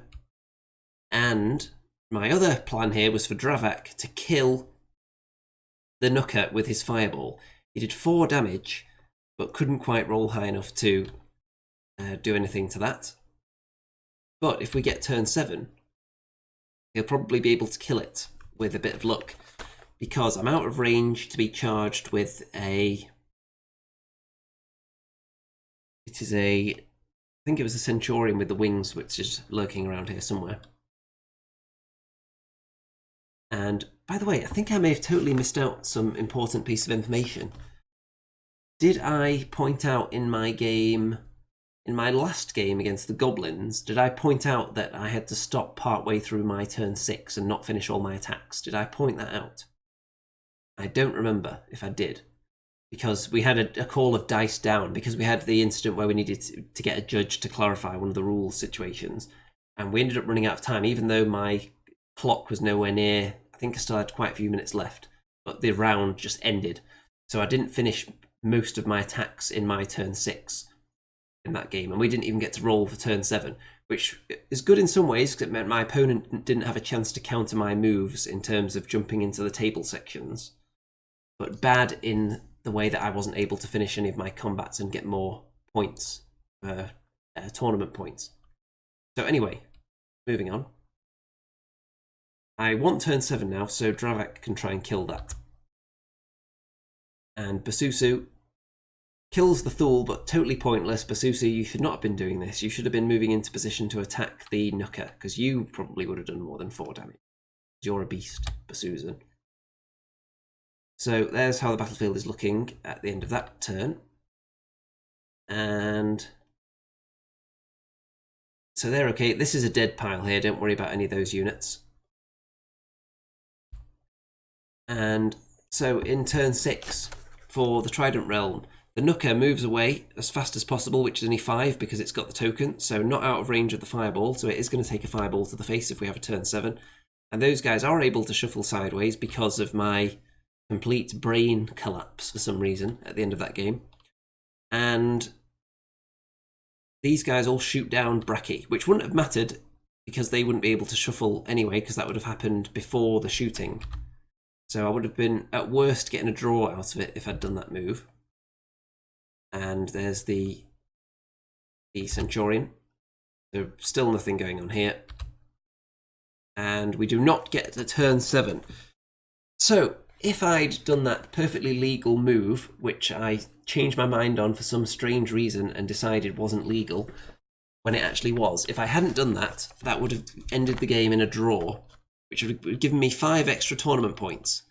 And I can now confirm that that would have moved me between 7 and 11 places up the rankings for the tournament. If I'd remembered that that was the correct rule, and I could have actually done that perfectly legitimate move, which I was trying to make, if I'd done that move and it had been a draw, then I would have jumped up between 7 and 11 places. However, there's a consolation to that though. So I finished in 24th position out of 86, which I think is quite solid considering I've barely played the Abyssal Dwarves up to this point. And had I jumped up those extra places, it wouldn't have been enough to get me any prizes. I wouldn't have won the Best in Race trophy because there was another Abyssal Dwarf player who was even higher up. I think there were 2 in fact, at least one of which I wouldn't have reached with those extra 5 points. And I wouldn't have got into any kind of position for any of the other prizes like Best Placed Mantic Army or anything like that. So it didn't cost me any prizes, making that ridiculous mistake. But obviously it's going to cost me a few points on the official Kings of War Masters rankings. I think my ranking is still going to get a boost from this event, but obviously I could have gone up about 10 places maybe. So it would have given me even more points and pushed me maybe a few places even higher. So that's mildly annoying, but there's something to learn from for everybody. And I'm putting it out there so the world can learn from my ridiculous mistake. If you're not sure about something, check the rulebook. And even if you're in a rush at the end of the game, make sure you're still thinking clearly about everything. Normally, I feel like I'm really on top of what I'm allowed to do and what I'm not in terms of pivoting and such. Occasionally, I'll pivot something and my opponent will say, wait a minute, that's not allowed to pivot that far. And I'll think, oh yeah, that's right, that one's not an individual. I can't actually do that pivot. Because sometimes if you're pivoting lots of individuals around, and then suddenly you've got a unit that's similar to an individual but actually isn't one. And there are some war machines that aren't classed as individuals but have similar kind of profiles to other ones, compared to something like a Dragonfire team which is an individual. There are certain other things that aren't. I think the war trombone, for example, isn't an individual. So with that one, you can't just spin round and move whichever directions you want. So it's easy to get them mixed up because some of the units have such similar profiles. So overall, there's how that game looks at the end. And let's get rid of the arrow. So what do I think of my Abyssal Dwarf list for that event? I think it was pretty good. I mostly avoided any of the lists I wanted to desperately avoid. There were certain lists in that I thought would have been absolutely killer to my chances, and I avoided most of them. The one I was most scared of on paper, I actually beat, which was the Undead list. I was quite terrified of that with the Soul Reavers, because there were just multiple units that could take out my really tough units in one go, which is one of the things that you have to watch out for when you've got these big Defense 6 units that you're relying on to stick around. Anytime the enemy's got something that can potentially wipe them out instantly and completely ruin your plans, that's something you have to think about. So I was worried about that army, but I won that game on the Mantic live stream, so I can be proud of that one. Which other lists was I concerned about?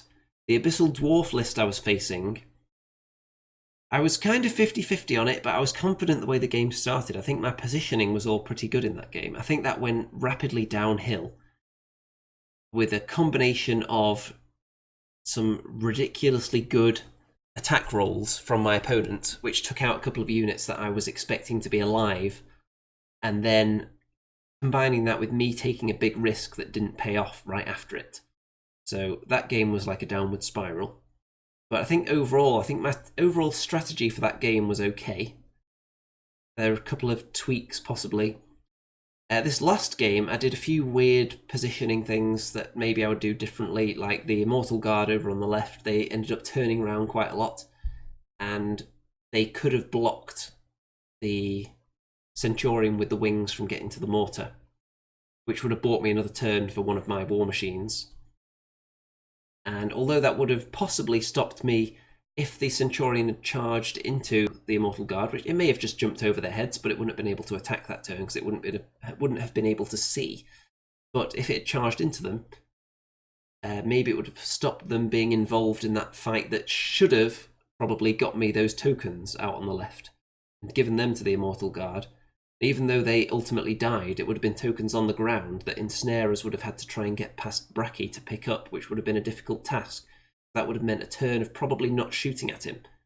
And that's always dicey. And to move on to them, you then wouldn't be able to pivot back towards him to stop him charging you in a different facing, so you would have been able to avoid the ensnare. So it was a complicated situation. Obviously, that ridiculous mistake at the end is the one that stands out from the last game, and hopefully everyone can learn from that one. Any other mistakes? Nothing springs to mind immediately. I'm sure there were some more in there. If anyone wants to get any last-minute comments in there, do so now, because we're going to wrap this video up very shortly. It's been quite a long one since we had 6 games to get through. I'm not sure how long this video has been going. Let's see, does it tell me how long the video is? There's probably a page somewhere that does. But it's been quite a lengthy one, and hopefully everyone's found it very educational and informative and insightful, and all the other words that mean very similar things. And I'm going to disappear from the screen as well now, so there I am. You can look at this beautiful image of the Kings of War Clash of Kings logo. So the army that was being prepped for 3rd edition got its run out at the 2nd edition final Clash of Kings of that edition, and I think it did a pretty damn good job. I won twice as many games as I lost. I only had to give out 2 severed Abyssal Dwarf head trophies. I've still got 4 left, which is enough for the next time I want to go to a one-day event, so I don't have to paint any more, possibly. And I won on the Mantic live stream, which is always important, so to give the impression of being a serial winner for people that watch those. I think it is live at the moment, so I'm going to watch that later as well, because I haven't seen it yet. I want to hear what the commentators say about the real inactive game that we had for the first 3 turns, and then the total bloodbath that it turned into for the last 3 turns. So that's going to be a fun one to watch. And anyone that's still here, don't forget to check out all the links in the description. There's Twitter and my Facebook group in there, and all the various fundraising sources. Obviously, it costs a huge amount of money to put on videos with this high production quality, so you should be giving me at least 6 figures a month in Patreon funding. So there's the link to that down there. And I actually amended, on a more slightly less joking note, I did amend the Patreon page so that the more funding is on there, the more monthly live discussion shows I'll do, not specifically battle reports or tournament reports, but just talking about the latest hot stuff in wargaming in general. So if you want to see more shows like that, then you can go there to gently nudge that process along. All that remains to be said is, other than thank you for watching and tuning in, is good night out there, whatever you are.